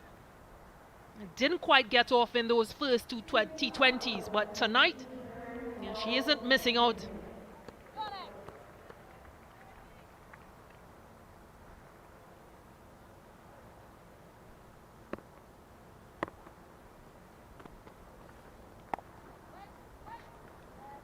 We heard Nikhil asking Roland about the pressure on Hayley Matthews.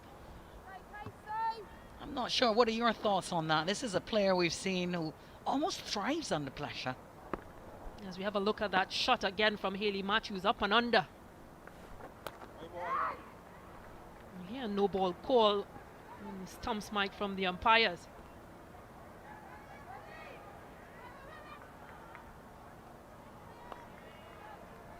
A wide ball. signaled. Yeah, just to answer your question, Alex. Yeah, I think it's a lot of pressure on Hayley Matthews because if you look at West Indies' history, she has always been one out of a number of players to perform against international teams. Yeah, that's the end of the over. 55 for 1. Yeah, so usually you'd find a Stephanie Taylor, a Deandra Dutton, and a Hayley Matthews, but now it's all Hayley Matthews. And with the retirement of Deandra Dutton and no Stephanie Taylor available for this series, and of course no Anisa Mohammed to help that bowling lineup as well, it now brings a lot more pressure on Hayley Matthews, but then it also brings an opportunity for other players to step up. Absolutely. Great opportunity. And what a leader in Hayley Matthews. Leads by example. A massive loss for women's cricket to lose Deandra Dutton to resignation, I would say, more than retirement. Still playing, of course, in the franchise cricket around the world.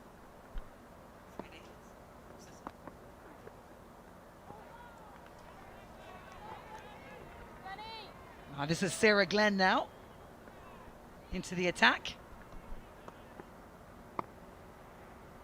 Just 23 years old.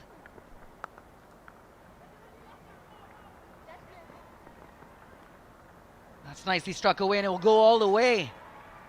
Well, it was being chased down for a while, but another boundary, a big bounce from the captain, gets Rashada Williams. Yeah, she gets off the mark, Rashada Williams, with that boundary. And again, just showing her class because she's really grown, Rashada Williams, in this format.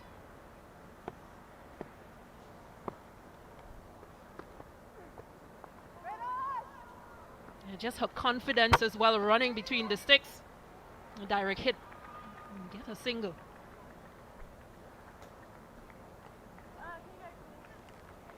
Yeah, West Indies doing a good job with running between the wickets here this evening, and England doing them some favours. The Windies as well, not quite as sharp or tight as they have been in the series so far.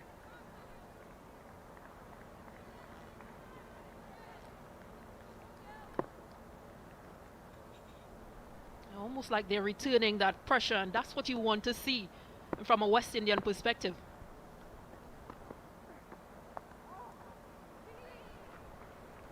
Just the single there. Because you know that these players can bat. They may not have all the runs or the big starters of Deandra Dutton or Stephanie Taylor, but they're quite capable. Let's look at young Rashada Williams. Just the way she's grown as a player. She's really struggled when she now started with balls on the offside. And a few balls ago when she got off the mark with that superb drive through cover. That alone tells you that there is improvement. This is a team that wants to improve.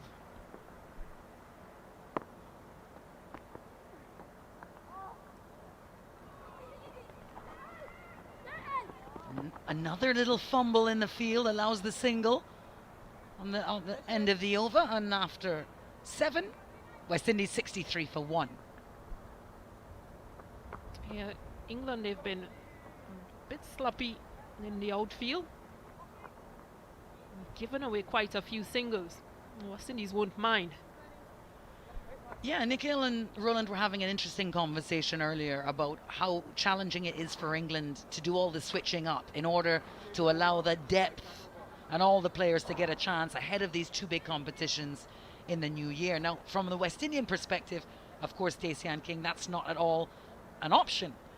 We don't have as many players, but is that in itself an opportunity for the likes of a Rashada Williams, etc., who know that they're going to get to play? Yeah, that's a good statement, Alex.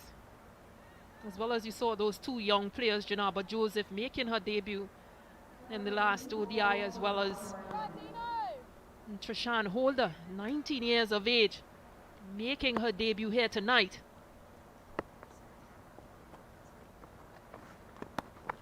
Oh, stumped.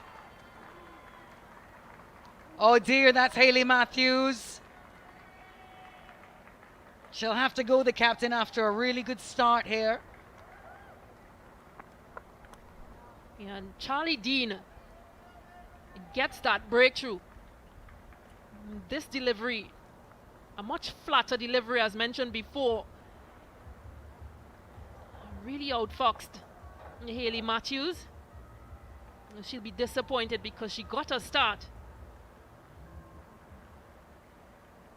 It just crept under her bat.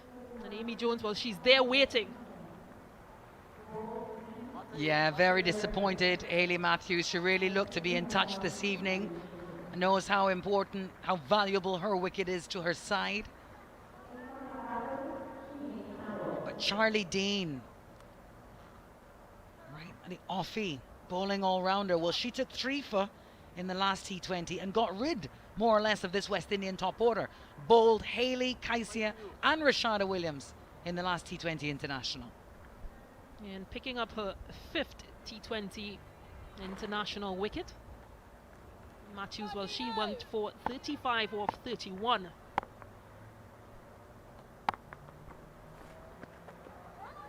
Shemaine Campbell, the new batter.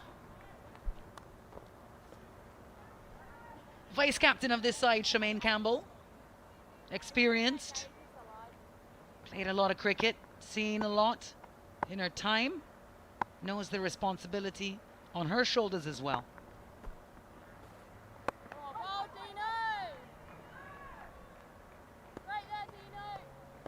I think it's a good place for West Indies at present. They've gotten a start, something they haven't gotten in those 2 previous T20s. So something to build on. Shemaine Campbell, well, she'll know that she hasn't come to the party with bat just yet. 15, her highest score.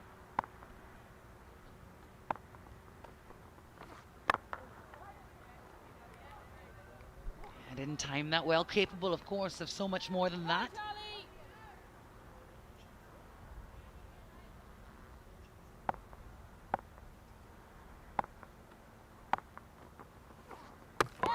Oh, Boulder!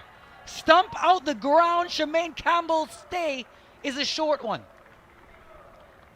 Yeah, disappointing, Shemaine Campbell, playing across the line to what possibly was a full delivery. And taking a risk. And again, Charlie Dean making that breakthrough. And 6 wickets to Charlie Dean in this series. And Campbell, she goes without scoring. And all of a sudden, that really steady start for the West Indies in jeopardy here at 63 for 3 after 8.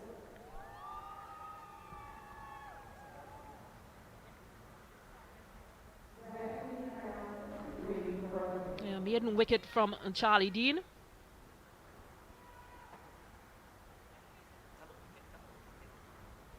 Maiden double wicket, I beg your pardon. Playing across the line. Well, that brings a debutant Trishan Holder to the crease. And what a time. First time playing in the West Indies maroon. Trishan Holder playing at home at Kensington, facing Sarah Glenn. Heather Knight, captain.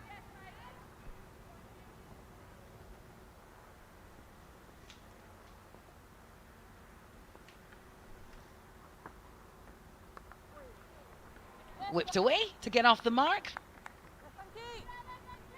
The last time she bowled, Heather Knight, in that first T20, picked up 1 wicket for 6 runs off just 1 over. So giving herself another opportunity here. It just shows the amount of depth in bowling this England team has. Yeah, tremendous competitor, Heather Knight. Showed her leadership with the bat. Here she is with the ball. Big appeal. Patrick Gustard not interested. No, it's Trishan Holder. She just walked away. Knew to herself that I didn't play that.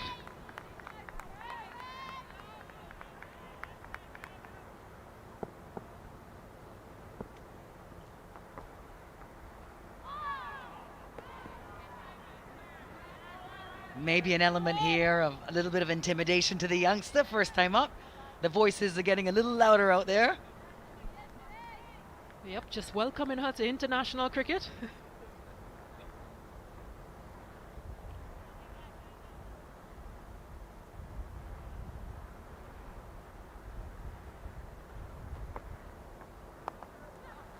Oh, nicely put away. Should pick up 2 here. No, the youngster wanted 2, but no size Rashada Williams.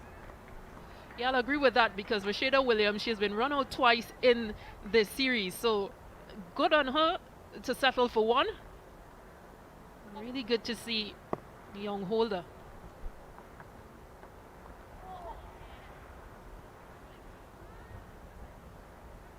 Yeah, fantastic opportunity for her. West Indies 66 for 3 after 9.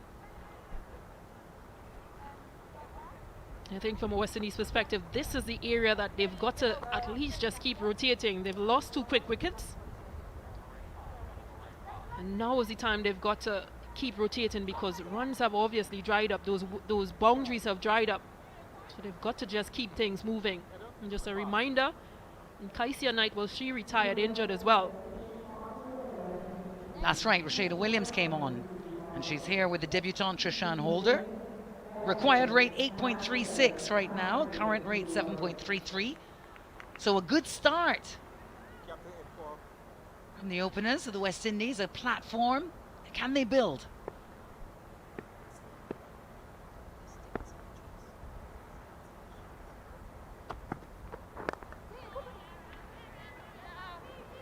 Alice Davidson-Richards into the attack.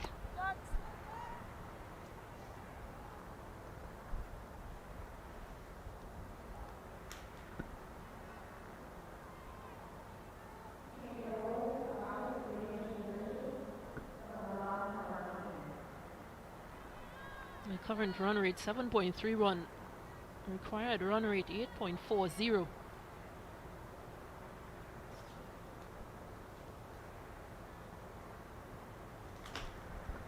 A few field placements and field changes. Oh, Bima. One over the shoulder.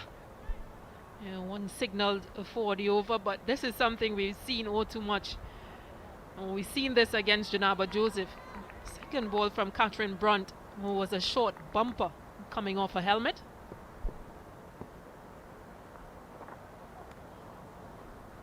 Should be a wide, yes. So just trying to possibly intimidate these young players. Trishan Holder, she would have represented Barbados at Commonwealth Games in July. Also represented Barbados under 19s, where she captained in that first regional tournament.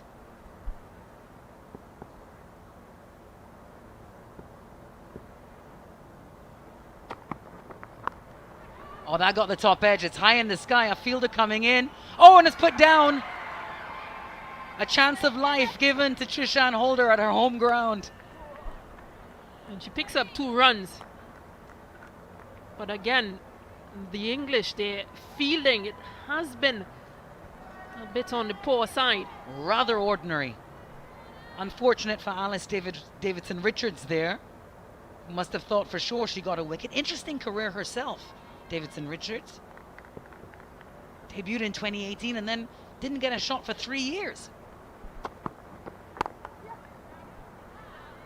Again, it also shows her persistence because she would have been playing a lot of county cricket in England, and again, the opportunities as well. We have a look at that chance and that was put down. It wasn't simple. She had a lot of ground to cover. Looking up into the lights, just fell in front of her.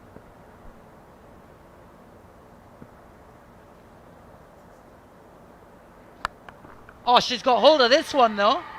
Very nicely. Will drop into space. Probably won't get to the boundary, but you can hear lots of cheers there. Yeah, very promising from Trishan Holder. Taking on Alice Davidson-Richards. And falling in the gap safely, so she picks up 2. She moves on to 5 from 7.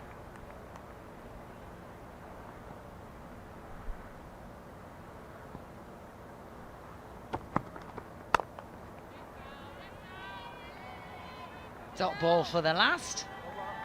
And at the halfway mark, West Indies are 72 for 3. Brave little start from Trishan Holder there, eh? And you can just see a few supporters in the crowd. They were really pleased with that strike from Trishan Holder. Surely friends and family there who've come to see her debut for the West Indies here at Kensington Oval. What a proud night for them, a proud night for Barbados. And time for a little drinks break here.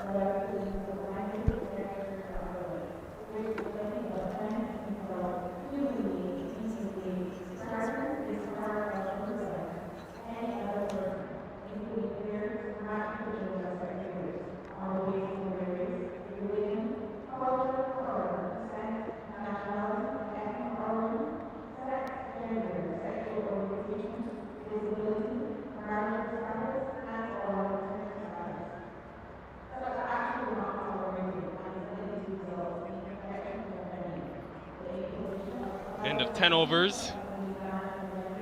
The West Indies women 72 for 3. And it won't help that they lost Hayley Matthews. And then quickly after lost Jermaine Campbell.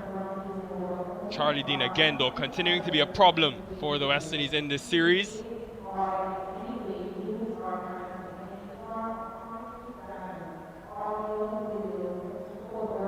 Just her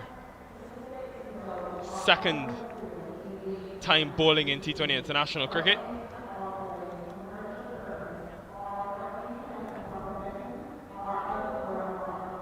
Charlie Dean, just 21 years old, but already has picked up 6 wickets in the 2 matches she's bowled, the off spinner, and has caused serious problems for the West Indies.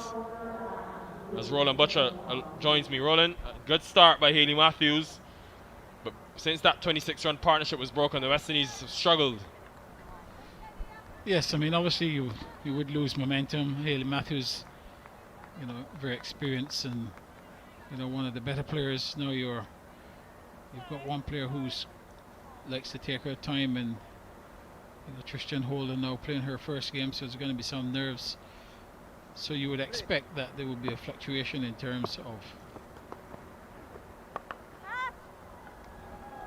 Won't carry to that long on fielder. There has been some positivity though from Holder. Hasn't found the boundary yet, but certainly not afraid of the situation. And saw this from Janaba Joseph as well when she got her opportunity across the series.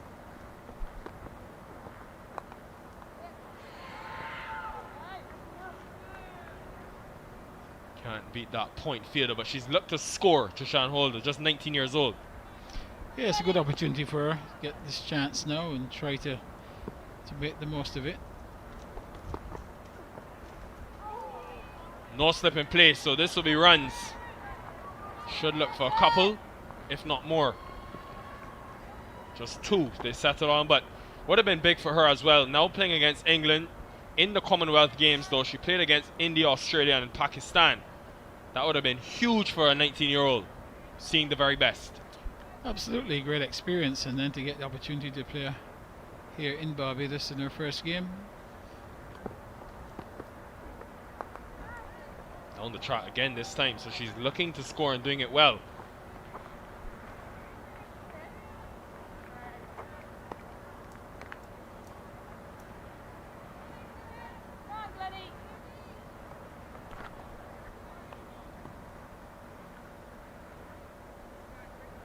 Won't be easy though, facing Sarah Glenn. Has she got enough on it? Has she got enough on it? Yes, couple bounces into the boundary, but this has been a good partnership developing for the West Indies, led by the senior Rashada Williams, just 25 years old though. Yeah, just short of a length, and Williams using the option to go down the ground. And gets the boundary, timely one.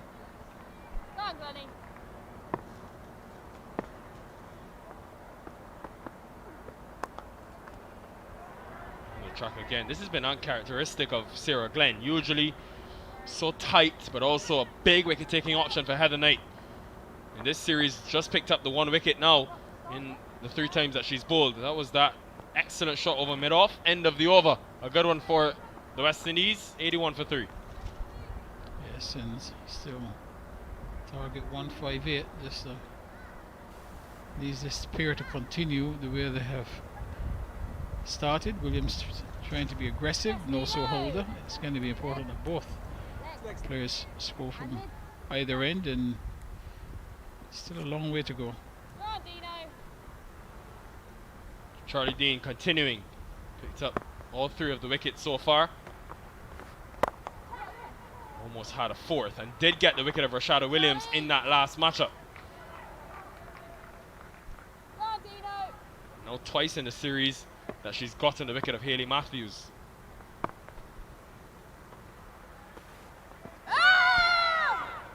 Going down leg, surely.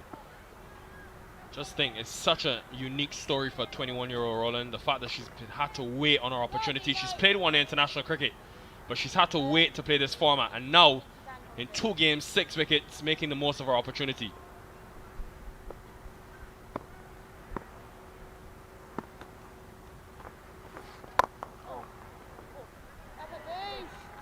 Yes, and I mean, in this form, you know, she would get a degree of success.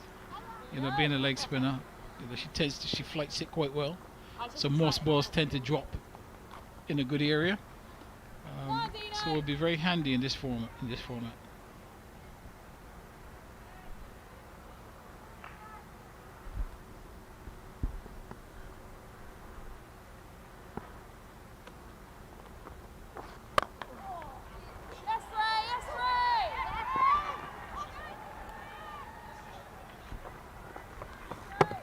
Come back for another 2, and the thing about it is something that I've noticed. I've watched her bowl in England especially, and she bowls mainly off breaks, but in this innings especially, see with that action as well, a lot of them have come out as leg break deliveries. She's listed as a right arm off break, but showing that she has both, something that someone like a Liam Livingston does well in the men's game.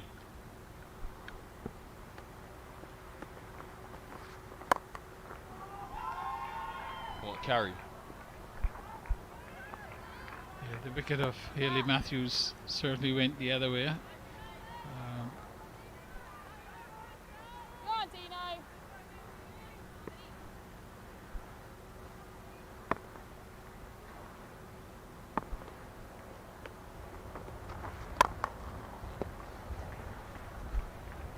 But on this surface, very conducive to spin in these 2 matches. She's had a lot of success, Charlie Dean. 14 runs only conceded from her 3 overs, and she's picked up 3. 86 for 3. 72 required, 48 balls. At least these 2, Williams and Holder, trying to score, which is important. It's good to see young Holder coming in first game, not afraid to go for her shots. So that's an encouraging sign.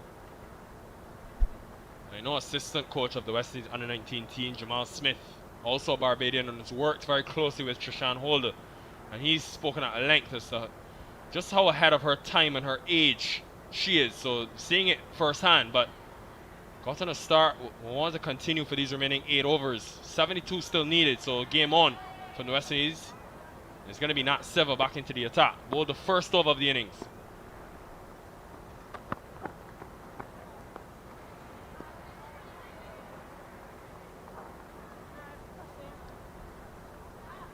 They will also look to the fact that in the last game it was the lower order that really came to the party for them, the West Indies. So if they can get to a good position going into the last 5, get it down to maybe 4-2 to win, you just never know in that situation. Fletcher can hit a long ball as well as Sherry-Ann Fraser. Well played in the gap, and this could be more runs and will be. It raced to the boundary like lightning. And Rashada Williams, excellent innings so far. That's short of a length, and she's going with it. The inward movement over mid-wicket. She goes into the 20s. Very handy little innings taking place.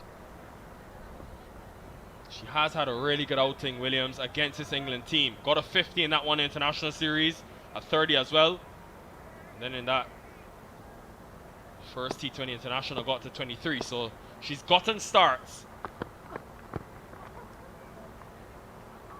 And the key has been strike rotation as well. It's been visible in this partnership especially.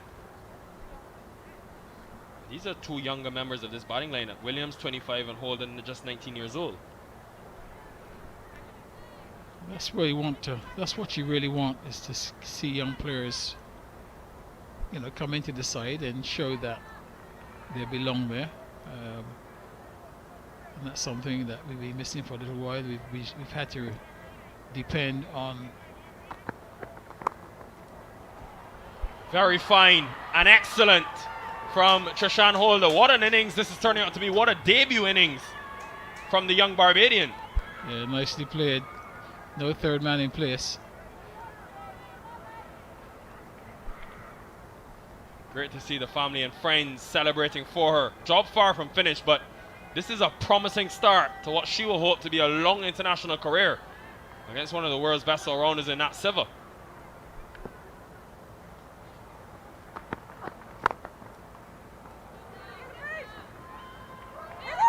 Direct hit. She would have been short. Holder, but pulls out the dive and gets there. Good things happening for the West Indies in the middle. 11 runs from the over, 97 for 3.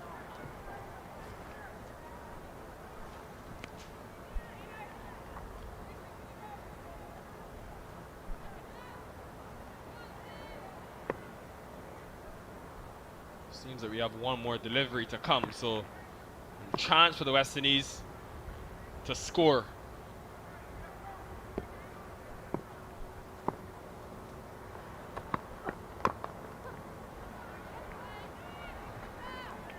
Now end of the over. So 11 coming from it. Good one for the West Indies. Plus 1 minute after finish. Yes, Williams will continue on strike. Just going to overrun a ball. That's excellent.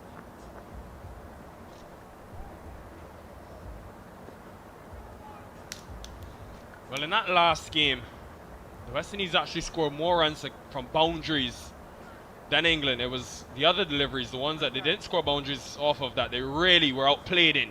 And I think in this innings there's been greater intent in terms of strike rotation, looking for ones and twos, and that quick single at the end of that last over told you all you need to know. 63 dots for the West Indies in that last game compared to England, who just had 37.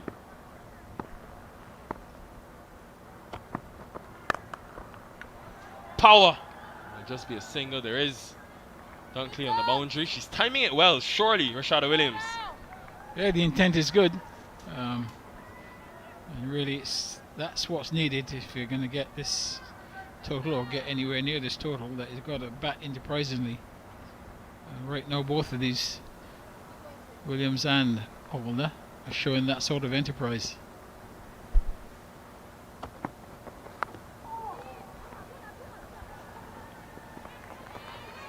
Holder wants two, and she's going back as well. So taking on the fielders. Yeah, excellent running, very, very wild throw coming in from the fine leg fielder, and that's what you need to do right now. Just put them under pressure, run hard, and she's getting a good support from her family and friends in the 3Ws begin. The 100 has come up for the West Indies as well, and just 87 deliveries, one of their faster T20 international hundreds in the last 10 matches, so signs in the right direction.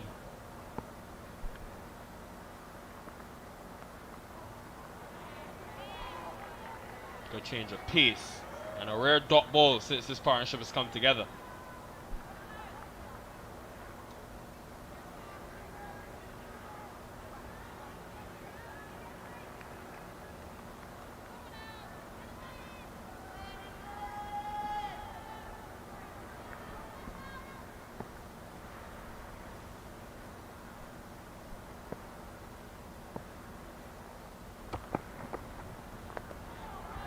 Goes into the pitch, getting some bounce there, Richards.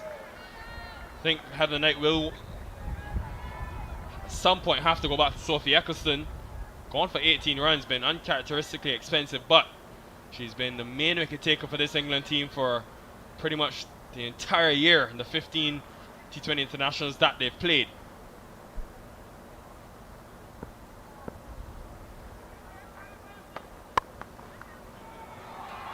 Just past that extra cover fielder, but Eccleston does well. Another 2 runs for Holder. This is a dream start to her career. Yes, well, then she goes into the 20s, so that's partnership moving along nicely.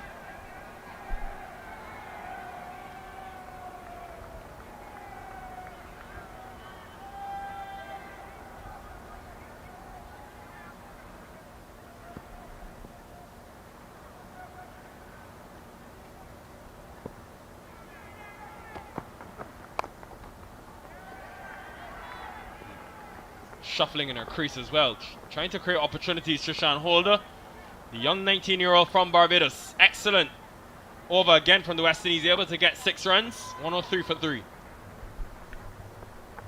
Yes, another good over. So 55 runs required. So if these two can stay together, I think they've got a good finish. Got wickets in the bag, that's the important thing. We mentioned it in the last over. Sophie Eccleston going to come back into the attack, and Heather Knight will, I think, just be under some pressure the way this partnership has developed.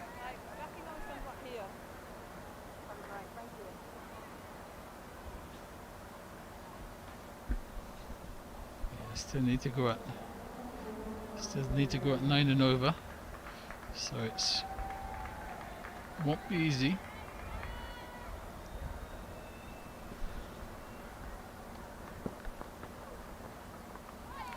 And straight away makes an impact. You cannot keep her out of the game for too long, Sophie Eccleston. But an innings to be proud of for all of those watching in the West Indies and the world. Trishan Holder, 19 years old. First game, a runnable 21. Excellent knock from her. Yes, well done to the young lady. First game out. Obviously would have been a bag of nerves, but didn't bat as if she was nervous, and she can hold her head up. This delivery from the experience, this fuller length, skidded on with the arm, and obviously the experience not to play on the back foot. But she gets a good hand from the crowd, and deservedly so. Excellent to see support for the young local talent, Trishan Holder. An innings and experience she'll remember for a long time. So,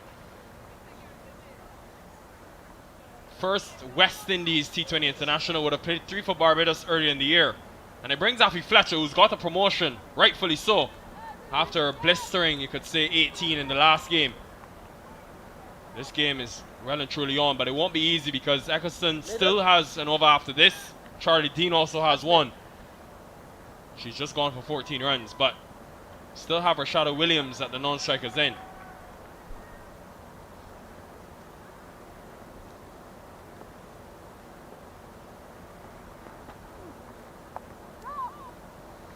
That partnership that Williams and Holder were able to build, 40 from 37, and regardless if they win or lose this game, Roland, that was the sort of intent that was needed pretty much from the one-day internationals.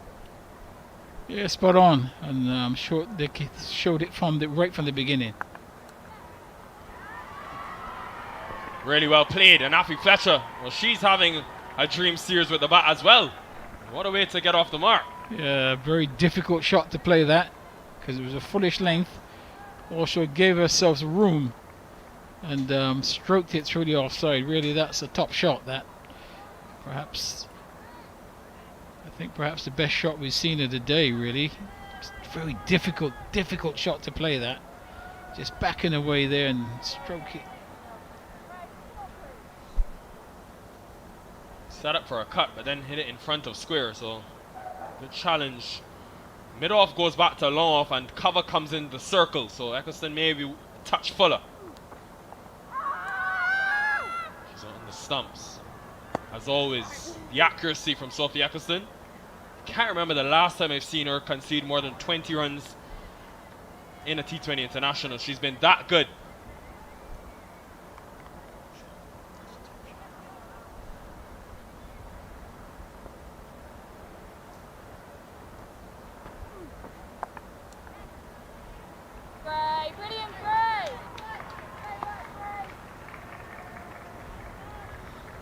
Could say the first time in the T20 International Series that England have really been on the back foot.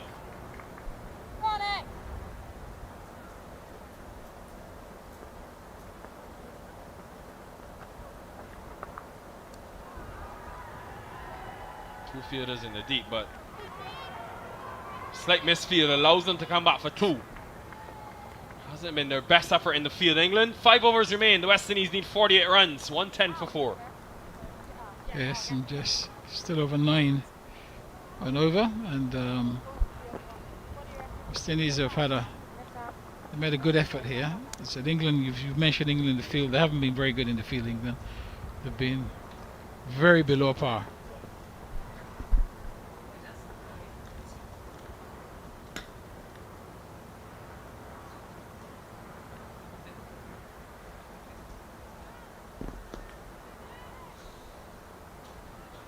So the hopes of the West Indies will be riding on the shoulders of Rashada Williams.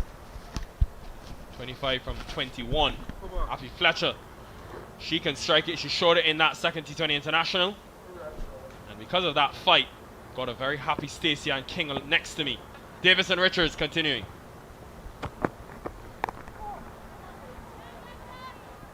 Well turned into the onside. Stacey, you'll be very happy with this effort from the West Indies. And most definitely, Nickel. Much better showing, much more aggression. Really just returning that positive play and that fearless play that in England they have spoken about.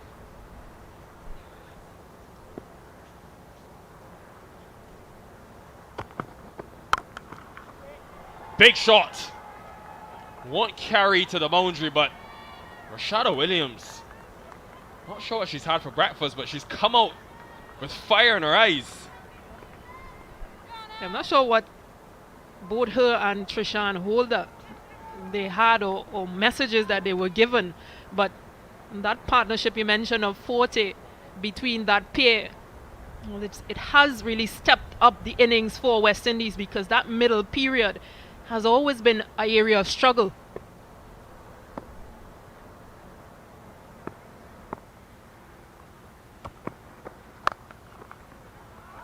They've gone to that shorter length to Rashada Williams a number of times, but she's found the onside with ease. So I think they'll just have to readjust their plans if they want to try to dismiss her.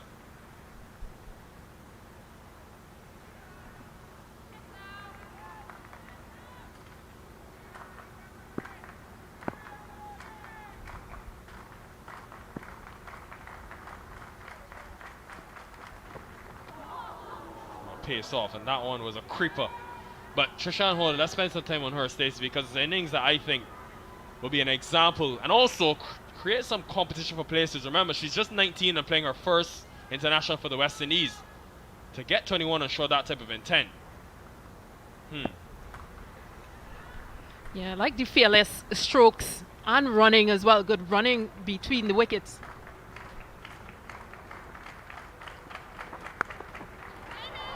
Goes straight up and should be an easy take for Amy Jones, and is. Just looking to turn one into the onside. Fletcher. Live by the sword, die by the sword. Really, she's an aggressive type player. Big wicket though for England. Yeah, didn't quite seem to get her foot in the right position, Afi Fletcher. Seemed to have been trapped. Nonetheless, England, well, they get another wicket. West Indies won 14 for 5 as Fletcher, she departs for 6. We mentioned at length, and Richards clearly a lot fuller. And always tough to turn it into the onside, a bit of extra pace. Leading edge, so easy catch in the end for Amy Jones. That was the wicket that they want. England just to continue to break the momentum of the West Indies. But it's still been good show of fortitude as Kaisia Knight returns. So batted at 3, retired hurt. Good to see her back now. So very capable, the West Indies, in terms of the personnel of chasing these 44 runs. Yeah, agreed fully. As well as a left and right hander might also now create a bit of field changing and a bit of problems for the bowler, Alice Davidson Richards.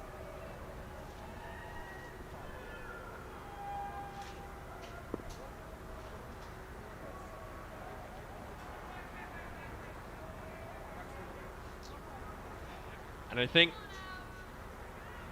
Heather Knight would be inclined to go back to Charlie Dean, the off-spin option, who got Kaisia Knight out in the last game, spinning the ball away. Excellent Yorker.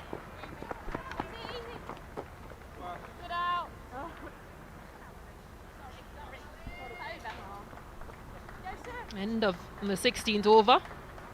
West Indies 115 for 5. Gonna need to go up close to the 11s and over, but I keep saying it, regardless of win or lose, I think there's a lot that the West Indies can take out of these last 2 T20 internationals. The way the lower order especially. Well, this has been a tough day in the field for England. And usually they're so unsound in terms of their discipline, but a couple of misfields that have costed them. Hayley Matthews especially. Few drop chances. Later. Coming around to you.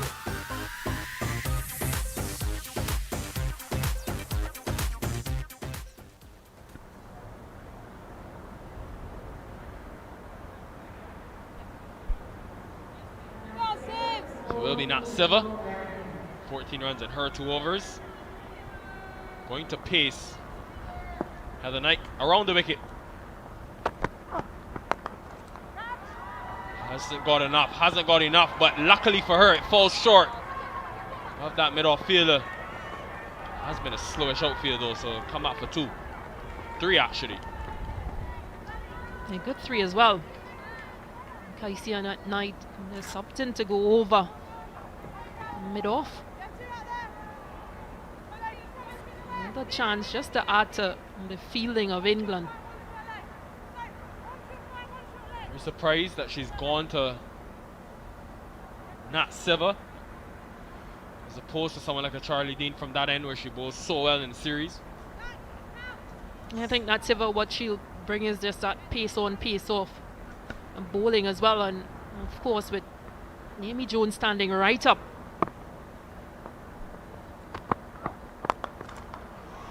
Class. It'll be a race to the boundary and the ball wins. And Rashada Williams has been a standout. This is arguably the best innings we've seen from West Indies batter. Yeah, good shot that from Rashada Williams. That's 7 runs already from this over.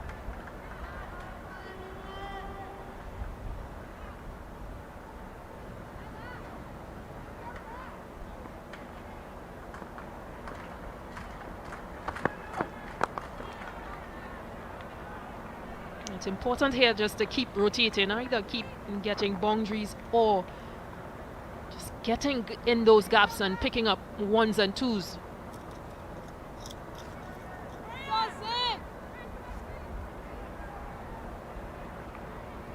They'll know that in that second T20 they fell short by 16, so they really need to get or keep things going here.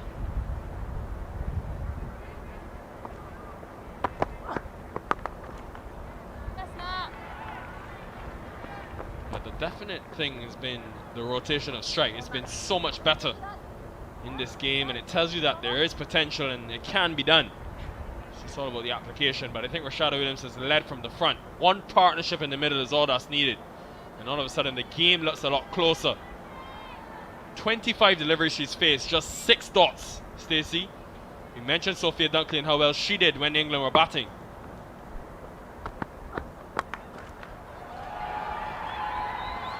And in the gap as well. This is clean ball striking from Rashada Williams. Again, fearless. This is a really good shot and a really good innings from Rashada Williams. The teammates just cheering her on. Yeah, seem to have missed her length. Nat Sciver. Rashada Williams, well, can't miss out on those.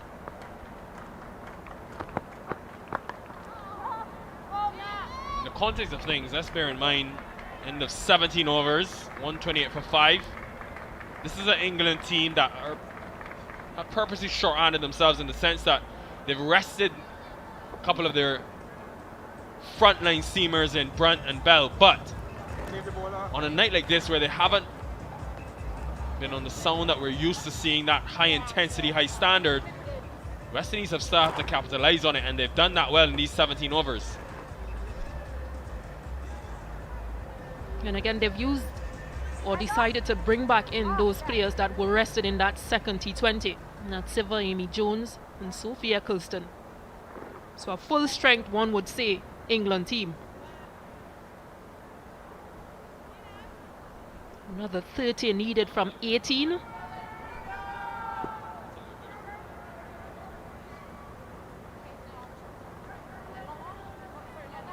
Will be Charlie Dean. So an important time, 18th over, but she has been superb in this series and is going to be a handful.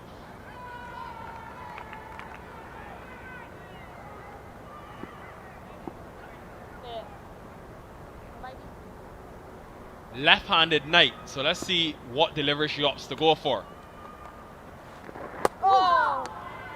Seemed to be the off break, went past the outside edge. She seems to show us that she's got both, Stacey. Haven't seen her bowl many leg breaks, but in this innings she's bowled mainly leg breaks to the right-handers. And such a good asset to have, just those change of deliveries. Very well played by Kaisia Knight. Yeah, and it runs away for 4. Excellent. And in terms of scoring behind square, this is something I think Courtney Walsh will be very happy about, the West Indies head coach, because he's worked hard at it in terms of those paddles, the sweeps, being able to open up 360 degrees of the field. And Charlie Dean, who's been the most menacing bowler of the series, now is under some pressure. And a good option for Kaisia Knight as well. That leg side area was quite vacant. The left-hander is really important to have a sweep shot.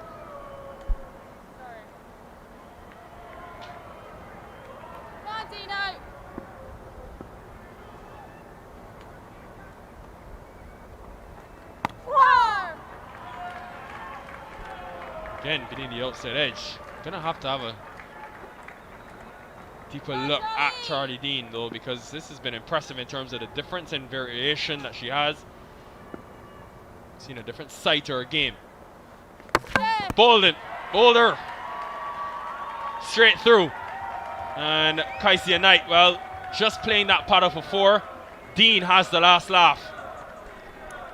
Again, Charlie Dean, as you mentioned, just changing that line where she was hit for 4, more heading down that leg side, but this time around opting to bowl much straighter. I was saying to Kaisia Knight, well, if you want boundaries, you've got to take me on. And Knight goes for 12 off 10 West Indies, 6 for 132.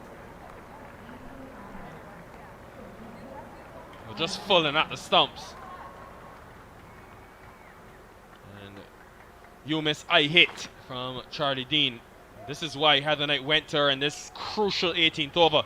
Had that went for 4 or 6, the West Indies would have been in pole position of winning this game. But now, new batter to the crease, and just 14 legal deliveries remaining. Still need 26, but Shanvika Gajnabi put on that fighting partnership with Appy Fletcher in the last game. Comes to the middle. Still have Sharianne Fraser as well, who hit a 6 in that last game. But can they get through these final 2 deliveries of Charlie Dean? You just wonder what will be the thought process.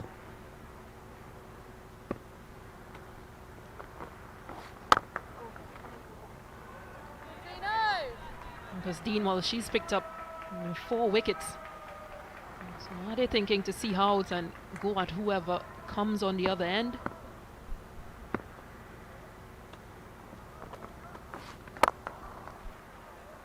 Off the mark, Gajnabi. Just be 1 to end the over. She'll retain the strike. But again, stellar from Charlie Dean. 3 for 22 in the first game, 4 for 19 today. And if England go on to win this game, should be a big reason why. Excellent spell from the young 21-year-old.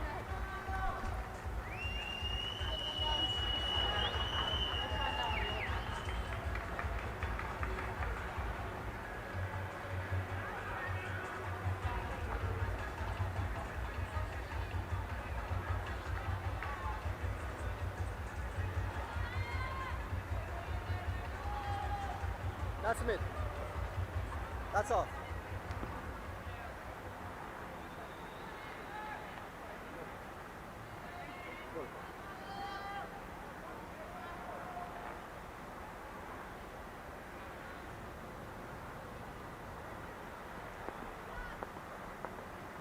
Eccleston went down the trap. Initially, gosh to be. Surely, though, the plan will be get one and get Rashada Williams facing, because now in these last couple of overs, she hasn't faced many deliveries.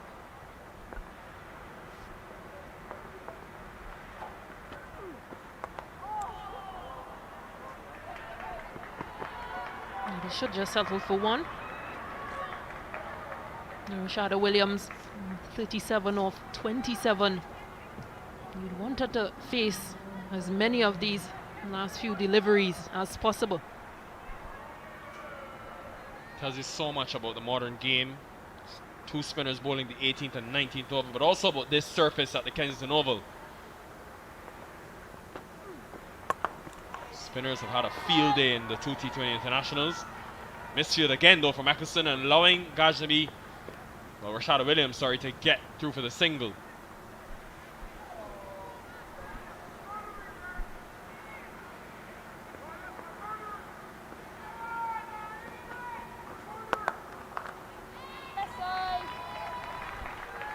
They won't mind singles, England.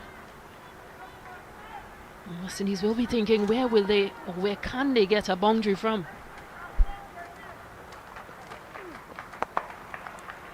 Now the single, they need boundaries though. They want to win this game. 22 from 7. Always tough to score against though, Sophia Eccleston. And just look at the length in which Eccleston has bowled this over. Really not giving any room to get under. Hit full on the pad, and it ends. A fantastic knock from Rashada Williams, but Sophia Eccleston showing her experience, her poise, and ability to deliver under pressure. And you think that could be the final nail in the coffin for the West Indies. Yeah, just good bowling from Sophia Eccleston. Again, just going to basics, staying wicket to wicket, allowing Rashada Williams to make the mistake. Now she goes for a well-played 38 of 29. West Indies lose their 7th on 136.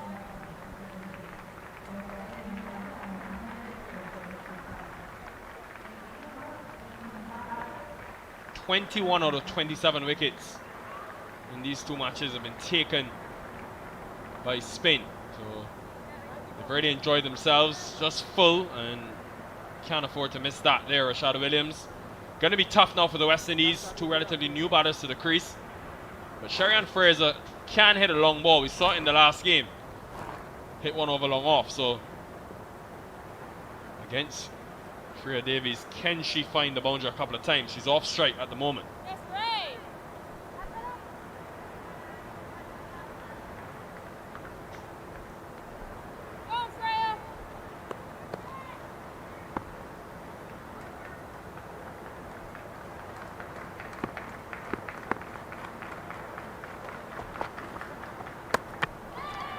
Keeper up to the stumps, and easy for Amy Jones in the end. Another wicket falling for the West Indies, and things going downhill quickly. Amy Jones taking another stumping, another beautiful stumping. Shabika Ghaznavi knew that she needed to get boundaries, advanced, and missed entirely. West Indies lose their 8th. 136 in the last over.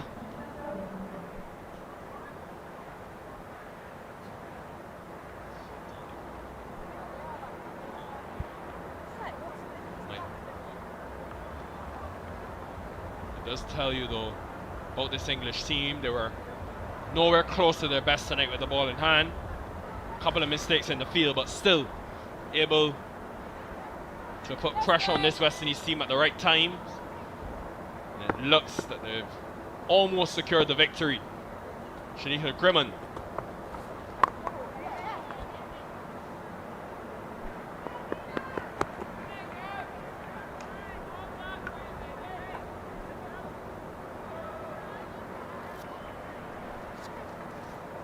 Yeah, big asking here. 21 required from 4, but from a West Indies perspective, they'll take some positives out of this batting innings. I particularly thought it was a much better start. Skipper Hayley Matthews scoring that 35. Then the young Trishan Holder in the middle. I think that is the area that they've really faltered previously. And she made a very big difference.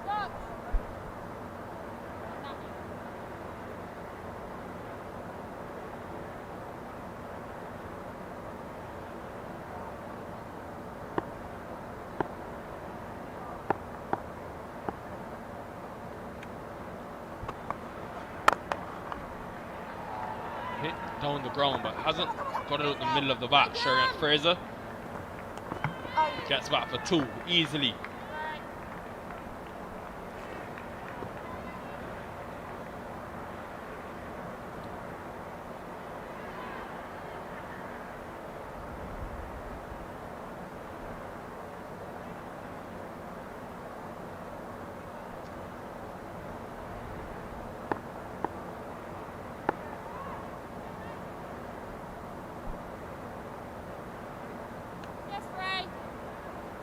Brings cover into the circle for Fraser.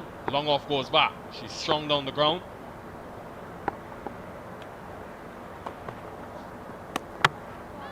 Slower delivery, and she's held her nerve well, Freya Davies. Remember, no Catherine Brunt or Lauren Bell, the 2 seamers who have been excellent in this series for England. So Davies and Richards have had to step up, as well as Nat Sciver.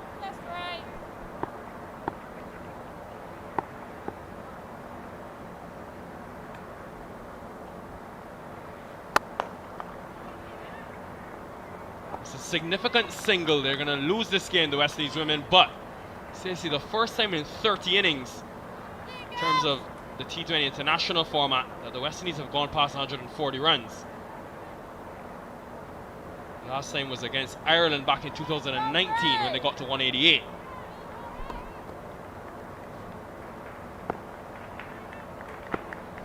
Final delivery.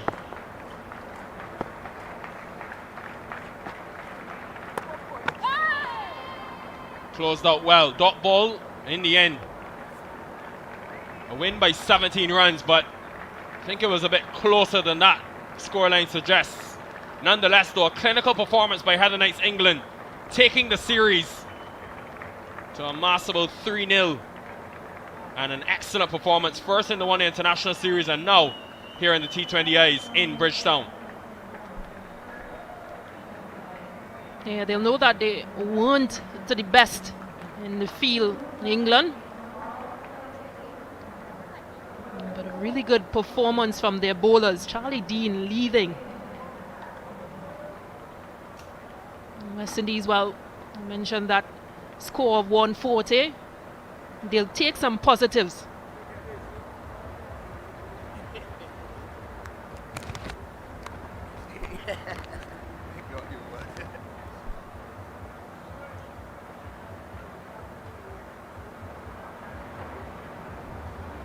Charlie Dean sent off screen, very happy. 4 wickets and 7 now in 2 matches. And just the first time she's bowling in T20 international cricket here in the Caribbean. But also here in her career. So excellent performance, and Hayley Matthews, well, I think they've grown in terms of the amount of fight they've shown with the bat in hand, but still not quite enough, not there as yet.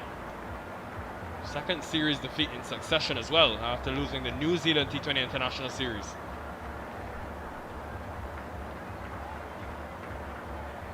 Yeah, disappointing for the West Indies, but again, some highlights within this innings. And some learning points as well. They've had 2 young under 19 players making their debut. Rashada Williams, well, she has been exceptional as well, really showing some gutsy innings. I think that man Courtney Walsh will be happy though with the fight that young Trishan Holder, playing her first game, 19 years old, a run about 21. Phenomenal return for her in her first matchup, and hopefully, Stacey, she has a long career ahead of her. As you see, Chanel Henry missed out on this match today. I think she would have made a big difference as well. I just like the effort that West Indies showed. They sort of returned that the way in England normally bat, and the way they've gone about their innings. You know, it's good to see West Indies just showing more progress. Well, a good batting display, especially early for the West Indies. By far their biggest power play, 55 runs came, and thanks to 32 from Hayley Matthews, and Ali Aline fell early, but a 26-run partnership from just 14 deliveries developed. Matthews is good all around the ground, and this will be a much better innings for her to remember. A couple of ill-disciplined deliveries from England that went on the leg side for 5 wides, which helped the West Indies' cause, but then Charlie Dean just striking as she always does. 4 today, and was by far the standout of the bowlers. And then young Trishan Holder, well, she was exceptional. Decided to go back to play that delivery, but a good innings from her. Afi Fletcher came out and didn't really trouble the scores too much. But again, Rashada Williams, really exceptional. Kaisia Knight on dismissal. And a couple wickets to fall towards the end for the West Indies, but definitely some more fight. And the first time in a while that they've gone to 140 runs, so that's another positive to take away. But good intent being shown in the middle, specifically by Trishan Holder and Rashada Williams. Williams has by far been probably the West Indies' best batter in the series and across both the One Day Internationals and the T20 International. The two put on a 40-run partnership from just 37. Hayley Matthews also in the runs, 35 from 32. But in the end, the West Indies falling short by some 17 runs. And well, the bowlers, Charlie Dean was phenomenal. Her 4, and spin continues to play a big part. 21 wickets taken now in these 2 matches at the Kensington Oval. 21 out of 27 by spin, Stacey. And Charlie Dean, really exceptional. And Sophie Eccleston as well, picking up 2 wickets tonight. So excellent display and clinching the series, England. Let's go down to Alex Jordan, who's got the captains and player of the match. Yeah, well, the 17-run victory for England wraps up the T20 International Series, gives them a clean sweep in a 3-love win. I'm going to invite the losing captain, Hayley Matthews, in first to have a chat with me. Hayley, first of all, commiserations. A tough one today, but better, would you say? Yeah, 100%. I think last game we spoke about moving in the right direction, and yeah, it's just really good to see the batting performance that the girls were able to put on today, reaching 140. So yeah, definitely a very spirited fight there in the end. But yeah, much better performance than we would have seen in the first 2 games and moving in the right direction. A nice partnership between Rashada Williams and the debutant tonight, Trishan Holder. Maybe a word on that, especially in front of their home crowd. Yeah, it was great to see Trishan Holder obviously playing in front of her home ground on debut, and yeah, the way she went out there and the intent she showed was great to see. And yeah, Rashada Williams, you know, she did had a couple good performances for us in the ODI as well, and yeah, just a really crucial partnership with the 2 of them in the middle there, which definitely helped us get to that 140 mark. It was great to see you have a decent knock tonight as well, get a start. Hayley, how do you garner the troops now to get up for the last 3? Yeah, I think everyone's going to be pretty excited about this performance. Even though we didn't get the win, there's still a lot of positives to take out of it. When we go in the dressing room today, you know, Afi Fletcher, she had a big chat for us and a lot of motivation flowing throughout the team. So, yeah, we're just trying to keep some good vibes within the camp, stay motivated, and like I said, try to continue improving every game. And it seems like we've been managing to do that over the last 2 matches. You have. Thank you so much, Hayley Matthews, losing captain this evening. I'd now like to invite the player of the match to accept her award. It's Charlie Dean for her 4 for. 4 for not very many, I'll tell you that, Charlie. And you had a 3 for your last time out. How much are you enjoying these conditions here in the West Indies? Yeah, I mean, first time here and I'm really loving it. It's great to get out there on the pitch with the girls and to be able to contribute like that. Yeah, it's really exciting. What do you think has made you so impactful here in Bridgetown? Good question. I think I've been mixing up my pace quite a bit, and I guess that's one of my skill sets. So hopefully that. But yeah. Well, you've done very well to get a few boos from the crowd here tonight. Congratulations, Charlie Dean. Cheers. Thank you. And now, please, the winning captain, England, who have won the T20 International Series. Heather Knight. Heather, congratulations. How do you feel? Yeah, really good. Again, I thought the West Indies came out and really attacked us there, which put us under pressure, which was really good, actually, what we wanted. Means we sharpen up a little bit. Yeah, really pleased. I think the pitch was slightly better than the other night, so felt like maybe slightly above par. I thought we did some good stuff with the ball, but probably a few little areas and a little bit sloppy in the field, so a few things to improve on for the next game. Yeah, uncharacteristic for you lot, for sure. Well, you've won the series already. You have a couple more games to play. What are you happiest with the most of your team so far? What's the thing that you take away? I think the way we've gone about things, the intent we've showed, the willingness to take on the game and take risks and get more comfortable with that, and the execution as well. I think Sophia was outstanding today. She just looked so calm and composed and really kicked us off for a really good inning. So, yeah, the most pleasing thing is how we've done it, and obviously we want to keep taking it further and see how far we can go with it. You were pretty good as well. The world of cricket is so happy to see you back. You're looking really well, playing beautifully. Do you feel well? Are you enjoying Barbados? Thank you very much. I'm really enjoying Barbados. Yeah, it's lovely to be back. Obviously, any time on the sidelines is not very nice, but yeah, pleased to get back after the injury. And I feel like this trip I've had a few starts and not really gone on, so nice to sort of make a big contribution towards a win. Congratulations to Heather Knight and to England for securing the series here at Kensington Oval this evening. Thank you very much, Alex Jordan. And a very happy Heather Knight, and rightfully so. In the end, England taking the series with the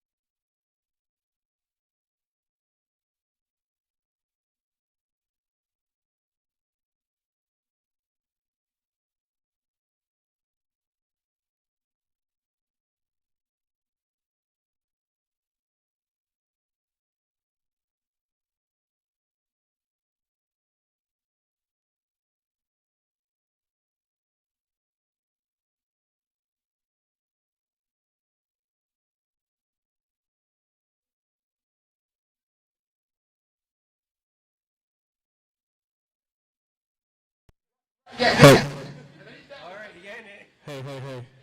Hey. So you don't need to wait, so? Hey. It got and it got a delay. Sorry, it got a delay. Because I not because I hate saying it's a direct feed